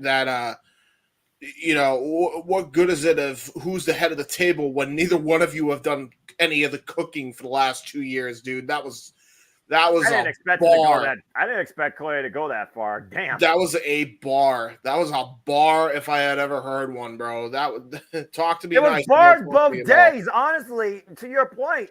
Like I said, these promos, hey, guys, newsflash, WWE is scripted. Did any of these promos these last couple of days on Thursday and Friday from Triple H and Cody kind of feel unscripted to you? It was so raw and real, every single one. That's what's beautiful about it. I mean, we know how good Roman is on the mic anyway. We know how good The Rock is on the mic anyway. Neither one of them need a script. Cody didn't need a script. everybody played their part perfectly. The whole thing sung. I mean, think of the 4 minds you have that are probably booking this thing, and they were all in this segment. Triple H, The Rock, Roman. I also got to include Paul Heyman and Cody. I mean, you can't get any better of a work shoot team if you tried. I mean, especially, you want to talk about work shoot, son of a work shoot. He ain't just a son of a plumber. I mean, hello. So it's, oh my God, you have to watch it for yourself. I think we've gone over the one-liners, but you, honest to God, have to go see this for yourself. It is tremendous what they did. I was taken aback because I had no idea this even happened until the day after it aired. And I went back and watched it after I heard Cody said, I'm picking Roman. And I saw what they did, how they got to that point. And it was like cinema, but IRL, like, felt like combat sports. It was the perfect mix of sports entertainment meets pro wrestling, and it felt like a shoot. It felt like a shoot. That's the word. Legitimately. That's the word. It felt like a legitimate shoot. We're talking like McGregor style press conferences, like him and Nate Diaz level style shooting, right? And like where they did not like each other, but they, once they fought each other, they got it out of their system, whatever. But like that, punch people in the face. They did gangbusters, right? This is the gangbusters here for WWE. The last moment towards the end where The Rock literally dropped the F-bomb. And you faintly heard it. You faintly heard it on the edited version. Oh my gosh. Jackie Redmond's reaction. Backstage commentator with a personality. It was so damn good. Oh, and by the way, props to CM Punk for furthering it further. As he does. Where the hell were y'all in 2013? And if I was The Rock, I'd slap him right back. I think Cody's too much of a diplomat going back to the shit he did back in AEW. Like, just, my God. It's just, everybody played their part so well. And even Rollins, man, like, he wasn't on the mic for a lot of this shit. But Rollins went and did what Rollins does. He saw disrespect. He hated his boy getting hit, even though he's an enemy of his, and he got pissed. And you don't just come in. I don't care if you're a CEO. You don't just get to do what you want. And he's like, we'll do whatever the hell we want, and we'll kick your monkey ass while we do it. It's so good, dude. And that's why I say I think it's Rollins and Rock for the world title night 1 main event. I think from there it's going to be Cody versus Roman, and that's where I think they're going to do it. Either that or they do a tag team match for the night 1, and then they open night 2 with The Rock versus Rollins. Could go that way as well. I just think it would be overkill, though, to have all 4 of these men that were involved in this work double duty for WrestleMania. I'm just saying. Yep, but that's why there's 2 nights. Now, if they're going to do the tag match, I think they're going to do it at the Chamber. Mm-hmm. I can see that. The people of Australia wanted The Rock to be part of the Chamber show, and this is how they get it in there. Oh, my God. Punk was originally supposed to be part of the Chamber. With his injury, he can't, so you bring Roman in to fill the Punk void, essentially. Yes. And then you've got that match at the Chamber. Can we just get Punk on SmackDown commentary, because they literally need somebody right now to really pick things up? Yes. Just throwing it out there, though. What was the main event of the first WrestleMania? A tag match. A tag match. He's not wrong. And by the way, that one's main event was also what? Tag title match. Mm-hmm. Just saying. Very real possibility that could happen. But I don't know about The Rock and Roman being there at 8 a.m. over here. They got a private jet. They'll be fine. They'll open the show and they'll be like, okay, Trust me, The Rock He's done Hollywood. He's used to fucking jet lag. This is fair. Yeah. I'm just saying. So, yeah. All in all, brilliant. Absolutely brilliant. It was 10 out of 10. Would watch The again. Sean Spears perfect 10. Yeah, Dude, and yeah, I mean, literally, I think we all said it again. This is the most interesting, non-linear, incredibly polarized WrestleMania hype we've gotten probably since 19. This is fucking ridiculous. Yeah, dude, I'm watching Mania. I'm watching both nights because of this fucking press conference. I can't wait to call this shit with JJ. I honestly They hooked me in. I'm not even kidding you, dead ass. Like they did it. They did it perfectly, and you knew that we are far gone with the Vinceisms of old WWE when you saw that press conference, full on, like dead ass. It was tremendous. I would love to see this momentum continue, and from the sounds of it, it sounds like it's going to be because. I think when The Rock came in, they literally talked about they're going to take their product in a more sports-oriented direction. By the way, who's going back to their sports-oriented direction as well? AEW. Goes back to my point that I said in the beginning of the podcast. We're going to look back at this podcast of the year and shit's about to fucking go crazy. Let me just make sure I got my reminder set. February 11th, 2025. Review wrestling industry. Okay. Just saying. I'm all for it. Again, this might be the most interesting year yet in the industry's history, and everything's changing. And so far, I'm just ready to see what happens. And again, at this point, you talk about the press conference. Again, that was the kickoff. This thing is still building. You talk about cooking. We simmered it. We preheated it. Now we're going to boil it to the point that you might get a fire. You saw what Triple H did on SmackDown. Now Roman and The Rock are going to respond. We're going to truly see who has the authority role soon enough. Triple H is freaking Walter White, and The Rock is his assistant. Rocky, we have to cook. We have to cook. Damn it. And The Rock, and we still got Monday to get Seth's side of things. We still got Monday to get through. That's true. For Seth, of course, we haven't heard high nor tail of him at all in any capacity since that press conference. So you know he's going to have to respond, and I'm sure he's going to have a lot to say. Is he going to disparage Cody? Is he going to call out The Rock? Is he going to try and throw out a strike against being the champion of this title because he feels so disrespected that he do a walk-off? Yeah, and that's another thing, too.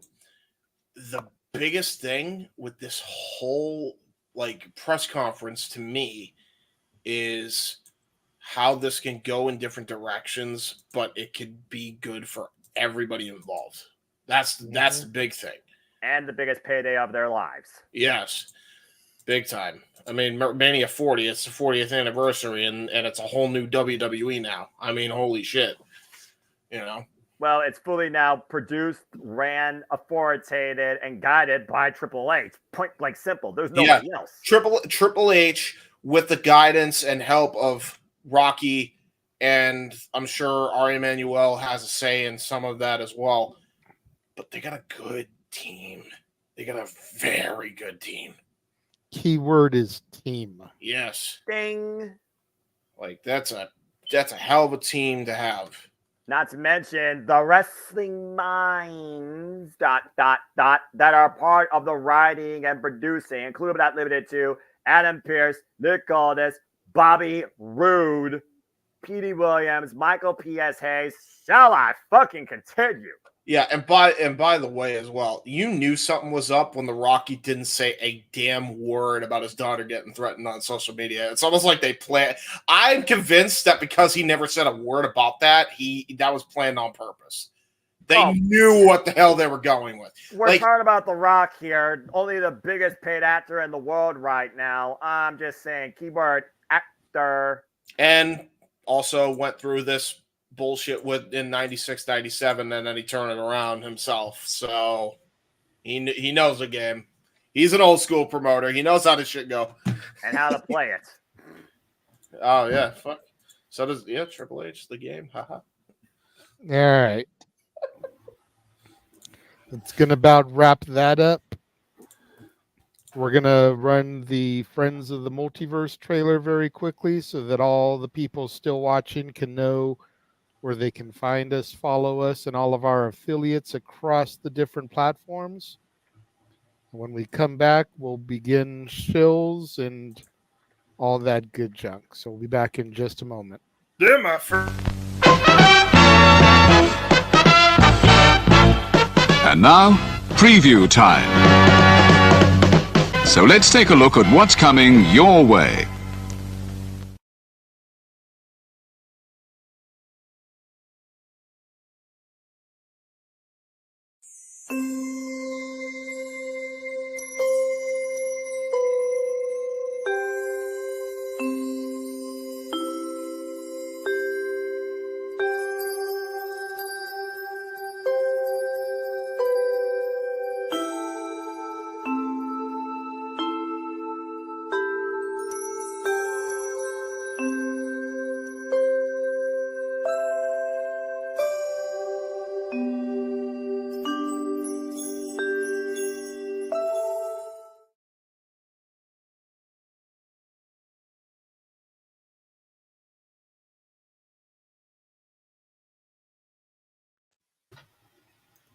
And we are back. Hey. Stat Boy, you did put in the chat that you need to dip out.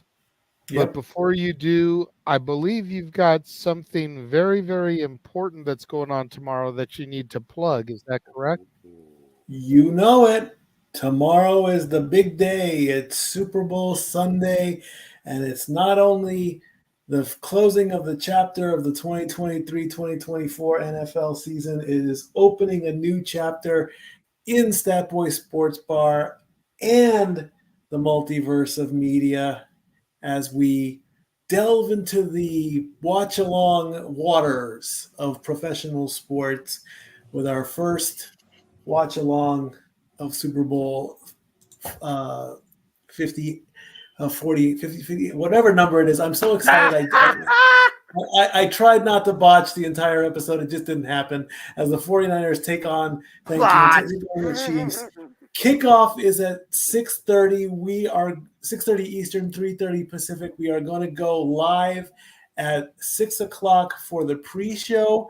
That will give everybody a chance who wants to attempt to sync up with my feed, because my feed will be the official feed that I will be calling the play-by-play by. Yeah. Will give us that, and we'll get all the pregame stuff taken care of. And I've worked on this. I've been rehearsing. I've been practicing. I'm going to do this right. I want to see everybody there across the multiverse. Noah Foster, you are part of the inspiration for this. I learned from the best. I want to be like you when I grow up. And you realize you're older than him, right? I was about to say, wait a minute. Like by a lot. What? Well, Hey, if I had half of his talent, I'd be a quarter of the way lost with it. Now he's trying to do Steiner math. Yeah. Well, if Johnson could be Archer's childhood hero, Noah could be that boy's childhood hero. I was about to say, I'm like, what the? We had a ton. I'm giving the birthday boy one last thank you for his birthday, because again, watching him inspires me to want to do this, and who knows where it's going to go in the future. It can go anywhere. It could be on the Raw Ball podcast. It could be continuing on here. Who knows? I could even start this out on my own. I have no idea where it wants to go, just as long as I enjoy professional sports. Damn it. Damn it. There you go. Nice. 10 days in Los Angeles. You didn't hear that from me. I love you all, family. Stat Boy out until tomorrow. Yeah. Bye. There you go. Walter, by the way, botch 58. LVIII. Come on. Am I the only one here that knows how to read Roman numerals? Of course. I can read Roman numerals too. I'm the only one that doesn't believe in Steiner math because I actually know how to do math. Hey, JJ's the only one that doesn't believe in Joe Henry. Listen, Steiner did know how to do math. He was just wrong about the math he was doing. He added instead of Steiner was doing Common No, Core. divided. I think it was divided. No, he was confusing the 49ers, and he went 49 better. That's what he was doing. The 49. He was thinking too far ahead of himself. I don't know about that. It was better that they were called the 49ers instead of the 69ers. If you get what I mean. God. There's my one for them. There you go. You had to go there. And this is why we failed. Damn it! I didn't even mean for that to go up. I just literally was talking about the fact. This is why we always go so much longer than needed because of this madness. All the madness. It's not even March Madness. But Noah, let me ask you this: would you have it any other way? I don't know at this point. No. I was to say, wouldn't it be felt that is why you? Because that's how Yoda talks, Master Yoda. Yoda No. talking correct sentence. That's actually the quote. That is why you fail. That is why I don't fail. Do after, I not? After he lifts the X-wing out of the swamp and drops it down, Luke's like, I don't believe it. That 69 joke. Fail. Laughter. It I costs. gotta rewatch episode 6. I am never watching that franchise. I don't watch movies. I know, Noah. All you watch is professional wrestling. Damn it. Damn it! You just did a Scarface quote earlier. How do you I was about to say he did a I find Scarface it quote. hard to believe that Noah has never watched the original Star Wars trilogy. I haven't. Like, The longest movie real. I've watched to date, literally, I think, is either that new Avatar back in high school as part of a honor roll reward thing, or is Scarface longer than that? Someone could probably timestamp those. But yeah, I still hold Scarface one of my all-time favorite movies and video games, but that was a while back, guys. I watched Sonic. Speaking of Star Wars, isn't the prequel trilogy celebrating 25 years? I saw like Empire I magazine think cover. so. Yeah. Yeah. The original one, Phantom Menace was 99, so that would have been 25 years ago this Good year. grief, some stuff really does age. 25 years of Jar Jar Binks. I don't like episode 2. 99, Episode 2 is my least 25 years favorite. ago, that's crazy.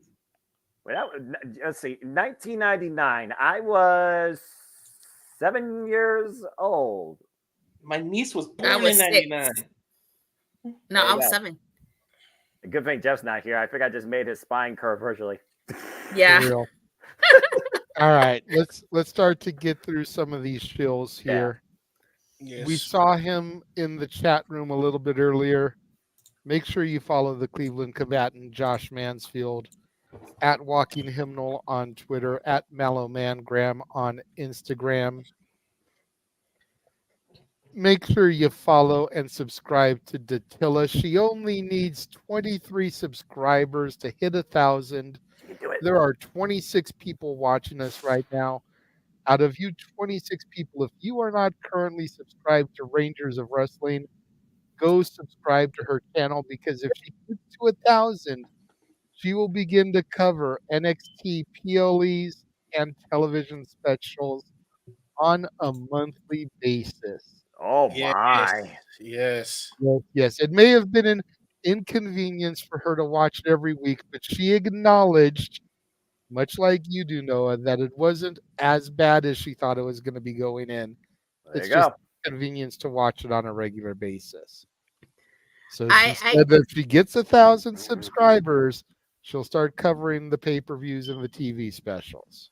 Can I add something, JJ? Please do. Roadblock is March 5th, right? Yes. So in order for me, if anybody wants me to review Roadblock, I have to have 1,000 subscribers by Monday, March 4th.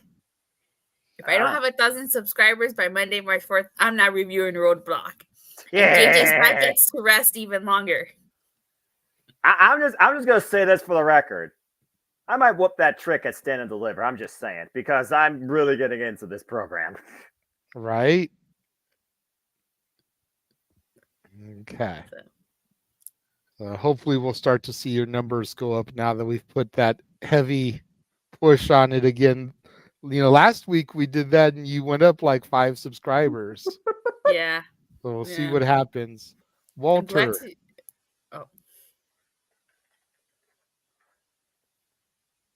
Yes.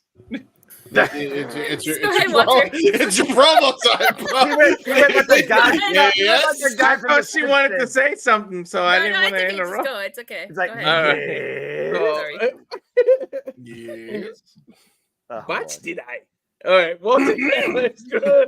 But you did. On Twitter at Walter Alex Cruz, the Cow Farm, the Instagram, and also please subscribe and like the videos of Rage of Wrestling. My live reaction to that presser is on there live now. Also, February 17th, which is next Saturday, got to watch along the UFC 298 for Volkanovski's fight. So if we can tune into that as well. And that's it for me. There you go. All right. I did upload the graphic. It was just way down there. There we go. Yeah, there you go. You know, a lot of 100 things. This type of thing happens. Oh my God. Exactly. So that is next Saturday. So Walter will probably be joining us late for open mic night next week, if at all, because he will be doing the watch along for that. Yes. Go back up. I am next. Yes. Make sure you follow me on Instagram, the Renegade JJ Williams, on Twitter, ROWJJ Williams, on YouTube, Casa D18 Studios. Thank you to everybody that is watching right now. As once again, we have somebody watching on each of the 8 platforms that we're currently streaming on. Yes. We thank you for that very much. Make sure you join the members only section of the Casa D18 Studios channel, where Noah and I call retro matches, retro pay-per-views, all kinds of good stuff for you guys exclusively in the members only section, only $5 a month. All the wrestling.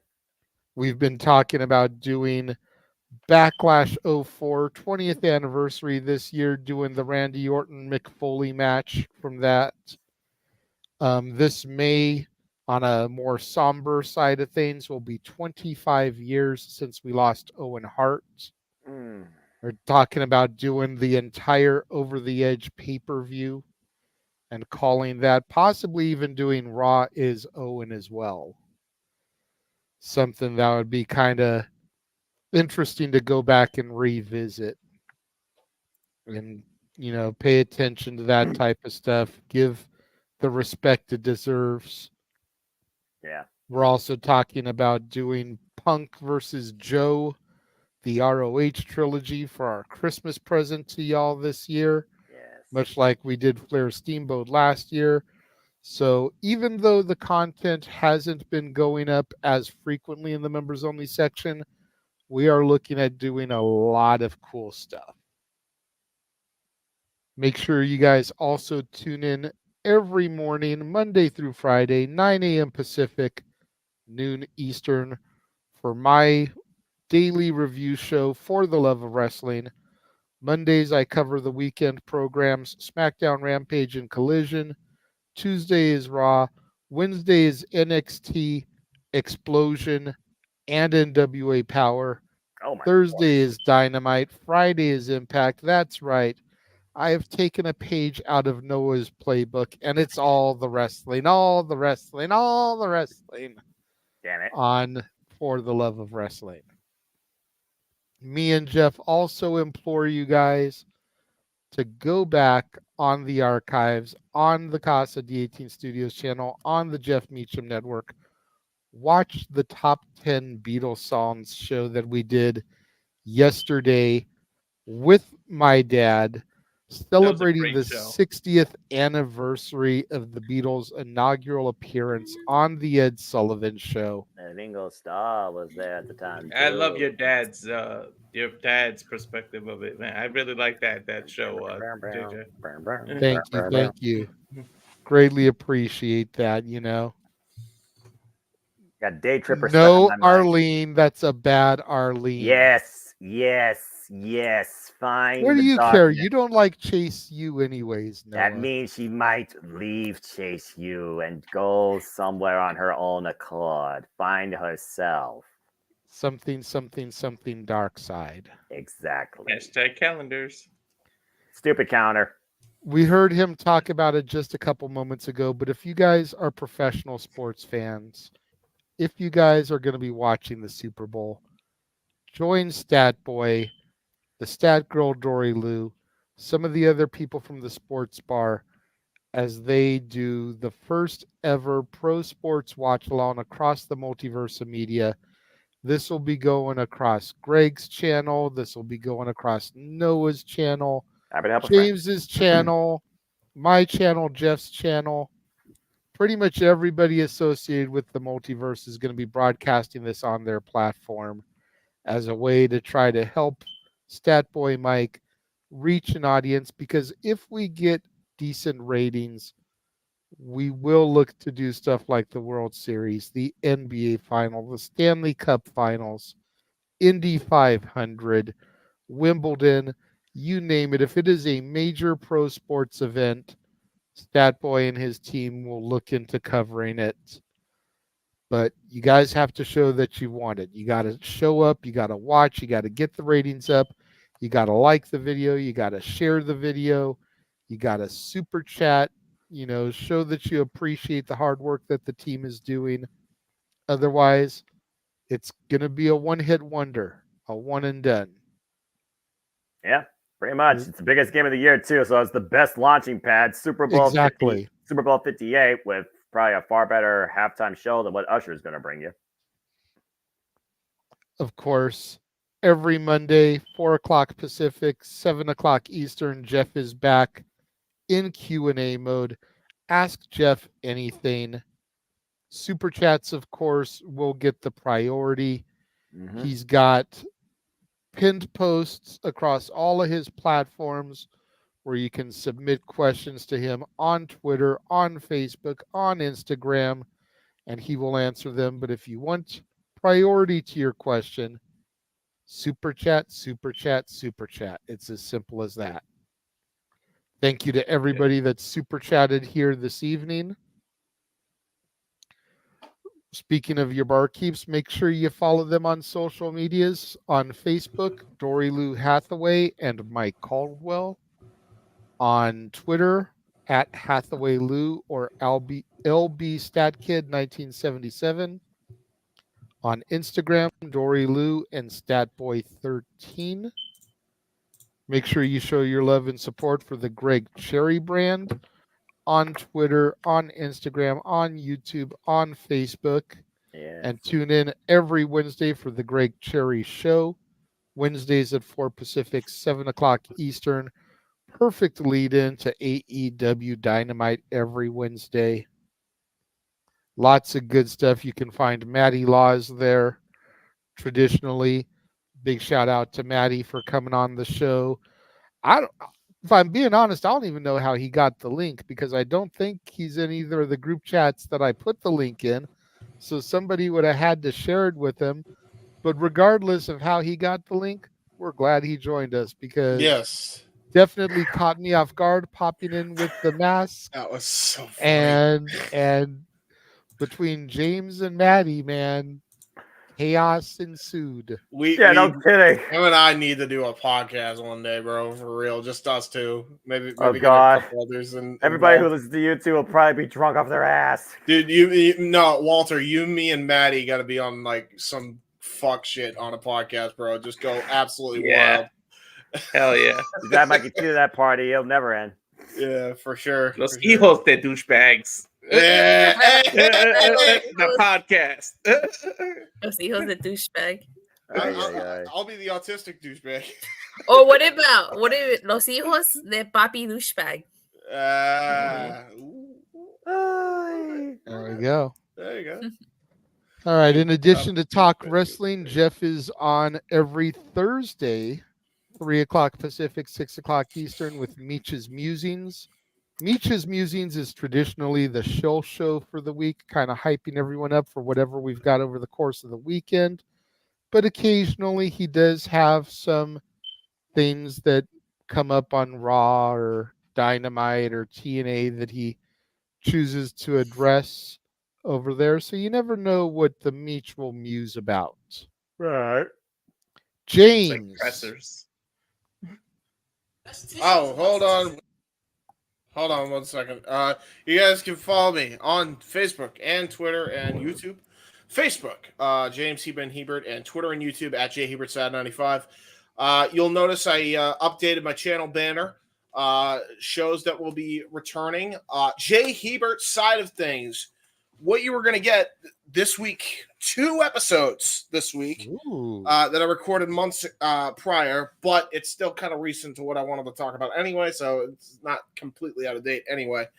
And then obviously everything that's going on with the WrestleMania 40 press conference, all the drama surrounding that, everything we kind of talked about here. I'm going to be talking about a little bit more in detail there because I pre-recorded that before I realized I was going to be coming on here. So, might as well still release it. There you go. So Jay Hebert's side of things coming back. Other than that, look out for the documentary, as I said, towards the end of the month. We're making really good progress on it. Just be on the lookout for that one. And I think that's everything so far. Other things, I'll wait to tease. We'll see what happens. But it's going to be a big year for Jay Hebert Studios. We'll just put it that way. Cool. Looking forward to seeing you get back into producing some content, sir. Yes. Noah. If people choose to engage with me, I also thank everybody for the wonderful, kind birthday wishes all across my social medias and here as well. Appreciate y'all always. Here's to 32. Let the fun continue. Find me if you choose on the Twitter and on YouTube. And then Foster 1916 for all things wrestling. Shout out, of course, to my entire ATW family on Twitter and our social media platforms. We'll be doing another ATW view impromptu, probably around AEW Revolution, as is tradition, where it all started. We just did episode 50, led by our own Sienna Chanel. Please follow her on our social medias. Cheers, my friend. And again, you could always find the Simple YouTube channel to keep up with prediction leagues, forums, updates. I will finally put out NXT some point tomorrow, I assure you. Apologies for the delay, but hey, priorities for passion. It's been a long work week. So stay tuned on my community tab to give your own simple assessment for all the biggest shows across all things wrestling and sports entertainment, as well as prediction leagues and updates on panels. As a manual tease, the next predicting will, of course, be double feature for a single week because we have not only TNA No Surrender, we also have in the same week, damn it, Elimination Chamber. I think TNA No Surrender will probably be literally after TNA Impact on the Thursday night, while the Elimination Chamber will be our usual 8 p.m. Eastern Standard time slot on that Friday night. And again, Arlene, you're always welcome. I welcome everybody as long as they have a kind, conscious, open mind. And if they're camera shy, I welcome their voice and I welcome their passion. Stay tuned more on that. As City predicting, we've only are just beginning when it comes to this year. And again, I'm literally just getting ready right now for New Beginning in New Japan, where, of course, we have the rematch of Brian Danielson versus Dexter Jr., the Bullet Club War Dogs Dog Pound, Will Ospreay's final match, 5-on-5, 10-man action. And, of course, Renegade Kazuchika Okada's second to last match in New Japan Pro Wrestling, but his last ever singles encounter with the ace of New Japan, Hiroshi Tanahashi, and that's literally less than 15 minutes away. But why do I always do all this crazy madness, all this crazy stuff, all the freaking wrestling, all the calls, and endure all the shenanigans you all put me through? It is because whether I am 31, 32, or whatever age I am fortunate enough to see to, I always forever will be nothing more but a simple man and a lifelong fan of, what's the words I'm looking for? Oh, yeah. Professional wrestling! Damn it! Thank you, Datzilla. We only wish to encourage all of you. As always, there are no winners, there are no losers, there are no betters.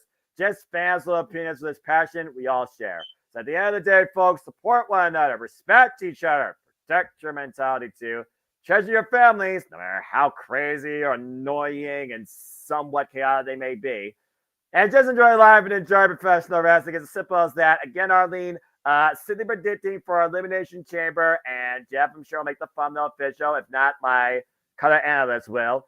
Sydney predicting Elimination Chamber is now officially February 23rd, one day before, 8 p.m. Eastern Standard Time. That Friday night, all are welcome to join. It's as simple as that. Sir, I think that's going to be an issue because you're going to be busy at 8 o'clock Eastern Time. That's going to be 5 p.m. Eastern Standard Time. Sorry, folks. It is what it is. Yeah. That week. Fuck me. I totally forgot. No Surrenders Friday night. Oh, fuck. Okay.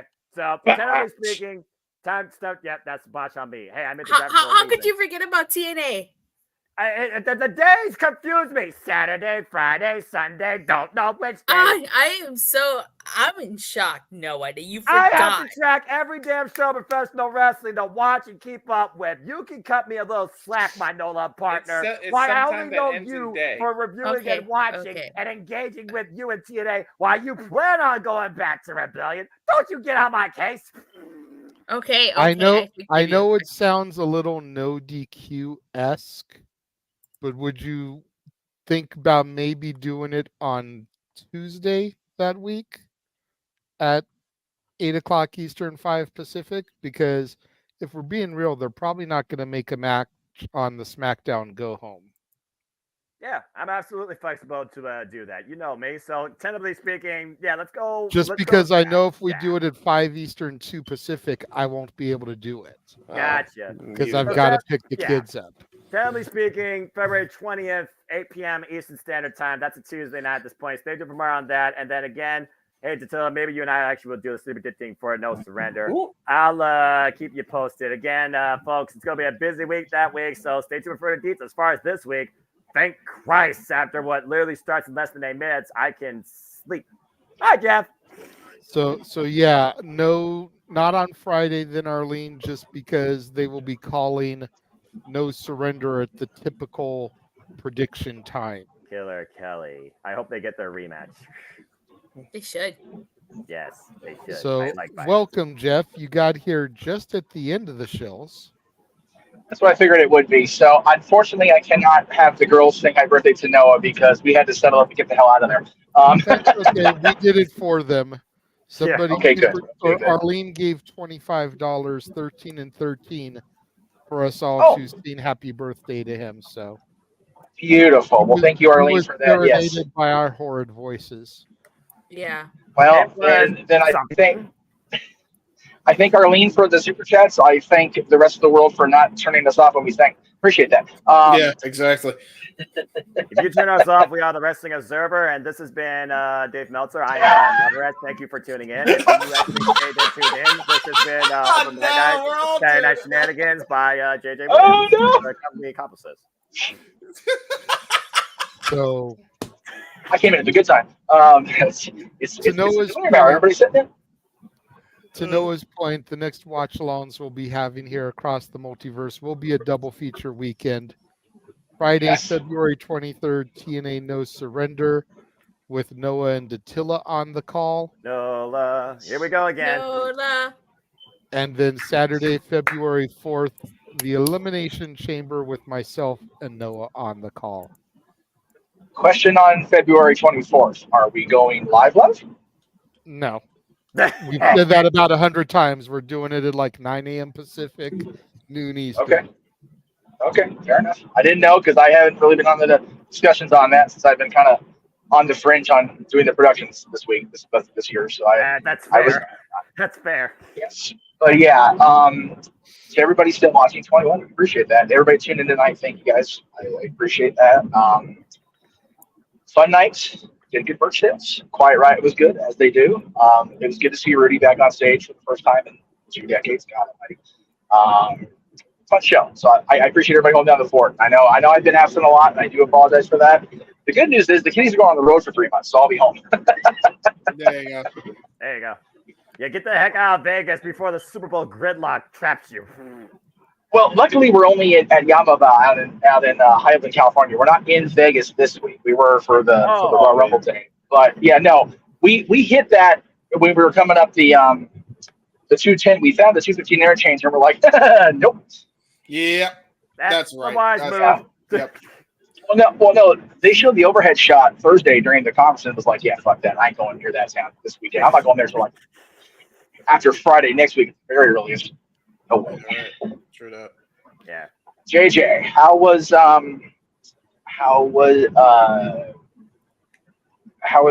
topic session go? Everything go? I didn't have a chance to do any of this. I am so sorry.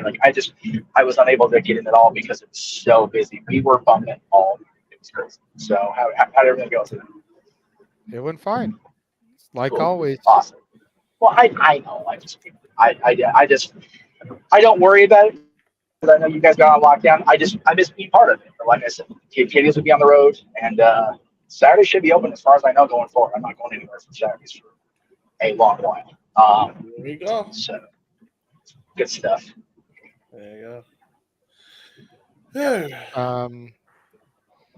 So really quickly before we sign off, I do want to bring this up that Mikey posted. I think he posted it in the sports bar thing. So it's a little bit more sports related than it is wrestling related, but it is an indirect wrestling tie-in. Apparently a couple days ago, they unveiled the Kobe Bryant statue that'll be residing in front of the Staples Center. Mamba.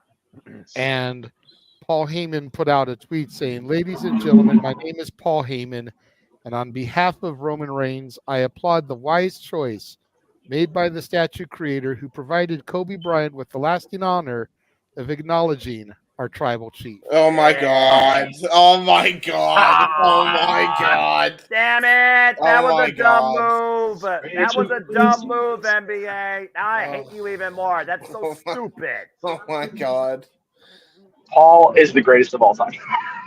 Damn it, Paul. By the way, Noah, the whole gimmick of that basically means they either jacked it from Kobe or Kobe just did it because he was actually number one for the longest time in basketball. At least he worked to be number one on a constant basis and didn't get it handed to him on a silver platter across months at a time. For the most part, yeah. This is the LA boy saying not a word about them. We're good. We're gonna stay out of that one. That was a very repeat pose by Kobe, which is why they went with it. But it's great. It's so Paul Heyman doing, and I applaud it. That's funnier than hell. Yeah, I know. I'm not gonna argue Paul Heyman. He's a brilliant genius, evil brilliant genius. He is. And I'm looking forward to this road now that we've got a solid path in front of us. Yes, I agree. And then the final thing, just very quickly, our thoughts are with Maurice Mizanin. Yes. As she announced earlier today that she has been diagnosed with a rare precancer of the ovaries. Yes. And is looking to have a hysterectomy, determined to beat her diagnosis. Yes.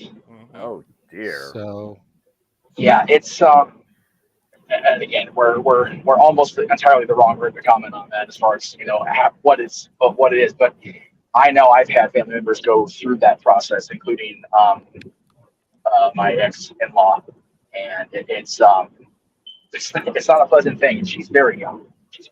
Yeah. To have to deal with that. So it's going to be a process, but I know that she's having interacted with them over the years. I know she's strong like bull, as is Mike. And she's got the girls to fight for. So. And the test results showed serious borderline tumors, something that is a pre-cancer diagnosis. And if they became cancerous, the survival rate is less than a year. Yeah. So very, very lucky that they found it when they did and are taking care of that. So hopefully Maurice Mizanin will be with us for a long time still, as young as she is. So thoughts and prayers with her and Mike and the family. Absolutely. As her post said, do not take a single doctor, one diagnosis at face value. Do the research, investigate, get your answers. That's why it took me 20 years to get a proper, this is what's going on with your brain, Jess. Do not take the original thing at face value. If you trust your gut, I have a sizable gut. I didn't trust it for 20 years. And this is where I'm at playing backwards now. Do not always make double, triple, quadruple sure that this is what you're dealing with, whatever it is. Because she could have been faced with something that she's gone in a year if they hadn't gone to multiple specialists. Jeez. Great. I think that is just about it. So, if Happy there's Sunday, everybody. Yeah, so if there's nothing else, we will go ahead and get out of here. We want to thank everybody that joined us here this evening. We had Stat Boy, of course, dipped out a little bit ago. Maddie Laws for popping in for a little bit. Hijo de tus Yeah, you gotta watch this back. Jeff, you gotta watch that back. I never laughed so hard in my life, dude. He broke. I broke. I wheezed. It happened. JJ It's good to have Jinx break on a Saturday. Yeah. Damn. Basically, you All can right. picture somebody running around the headset going, "Cut the commercial! Cut the commercial!" I was trying to cut the commercial. Anyway. God. When the boss is away, the mice will play. I see how it goes. Okay. Yeah, pretty much. Yeah, even Emmanuel's thanking El Hijo the douchebag for dropping in. Yeah, that's his alter ego now. Don't worry about it. Son of douchebag. Got it. Okay. All right. Yeah. Well, no, it's actually El Papi did a douchebag. Actually, I believe. Mm-hmm.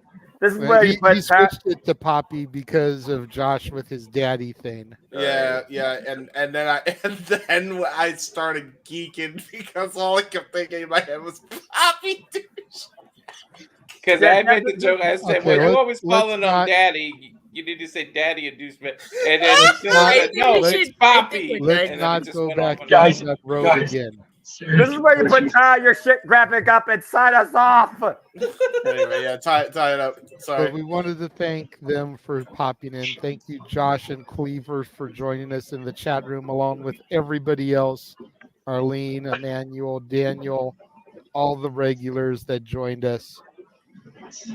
For the rest of the panel here, and for the founder who managed to find his way in the last 15 minutes, Yeah, baby. we greatly appreciate it. And until next week's episode of Open Mic Whoop. Night. See anything? Okay. Trying. There it is. Big G with a $5 super chat right at the last button. Happy Super Bowl Sunday. Sorry I couldn't make it tonight. My sleep schedule is effed up. Love you guys. Hopefully I can be on soon in the next weeks. There you go. Well, we hope that you can join us whenever you can, Big G. And there's a That was rumor. smart. There's a rumor that we may have a Cleaver joining us next week. So we'll have to have everybody tune in and see if that comes to fruition. But again, for Stat Boy, for Maddie, for Josh, the rest of the team here on the panel, I am the Renegade of Wrestling, JJ Williams, thanking y'all for tuning into the Saturday Night Shenanigans, that are Open Mic Night, and we will see you guys next week. The Jeff Meacham Network's Multiverse of Media. For over 15 years, the recognized symbol of excellence and the standard bearer in coverage of sports and entertainment.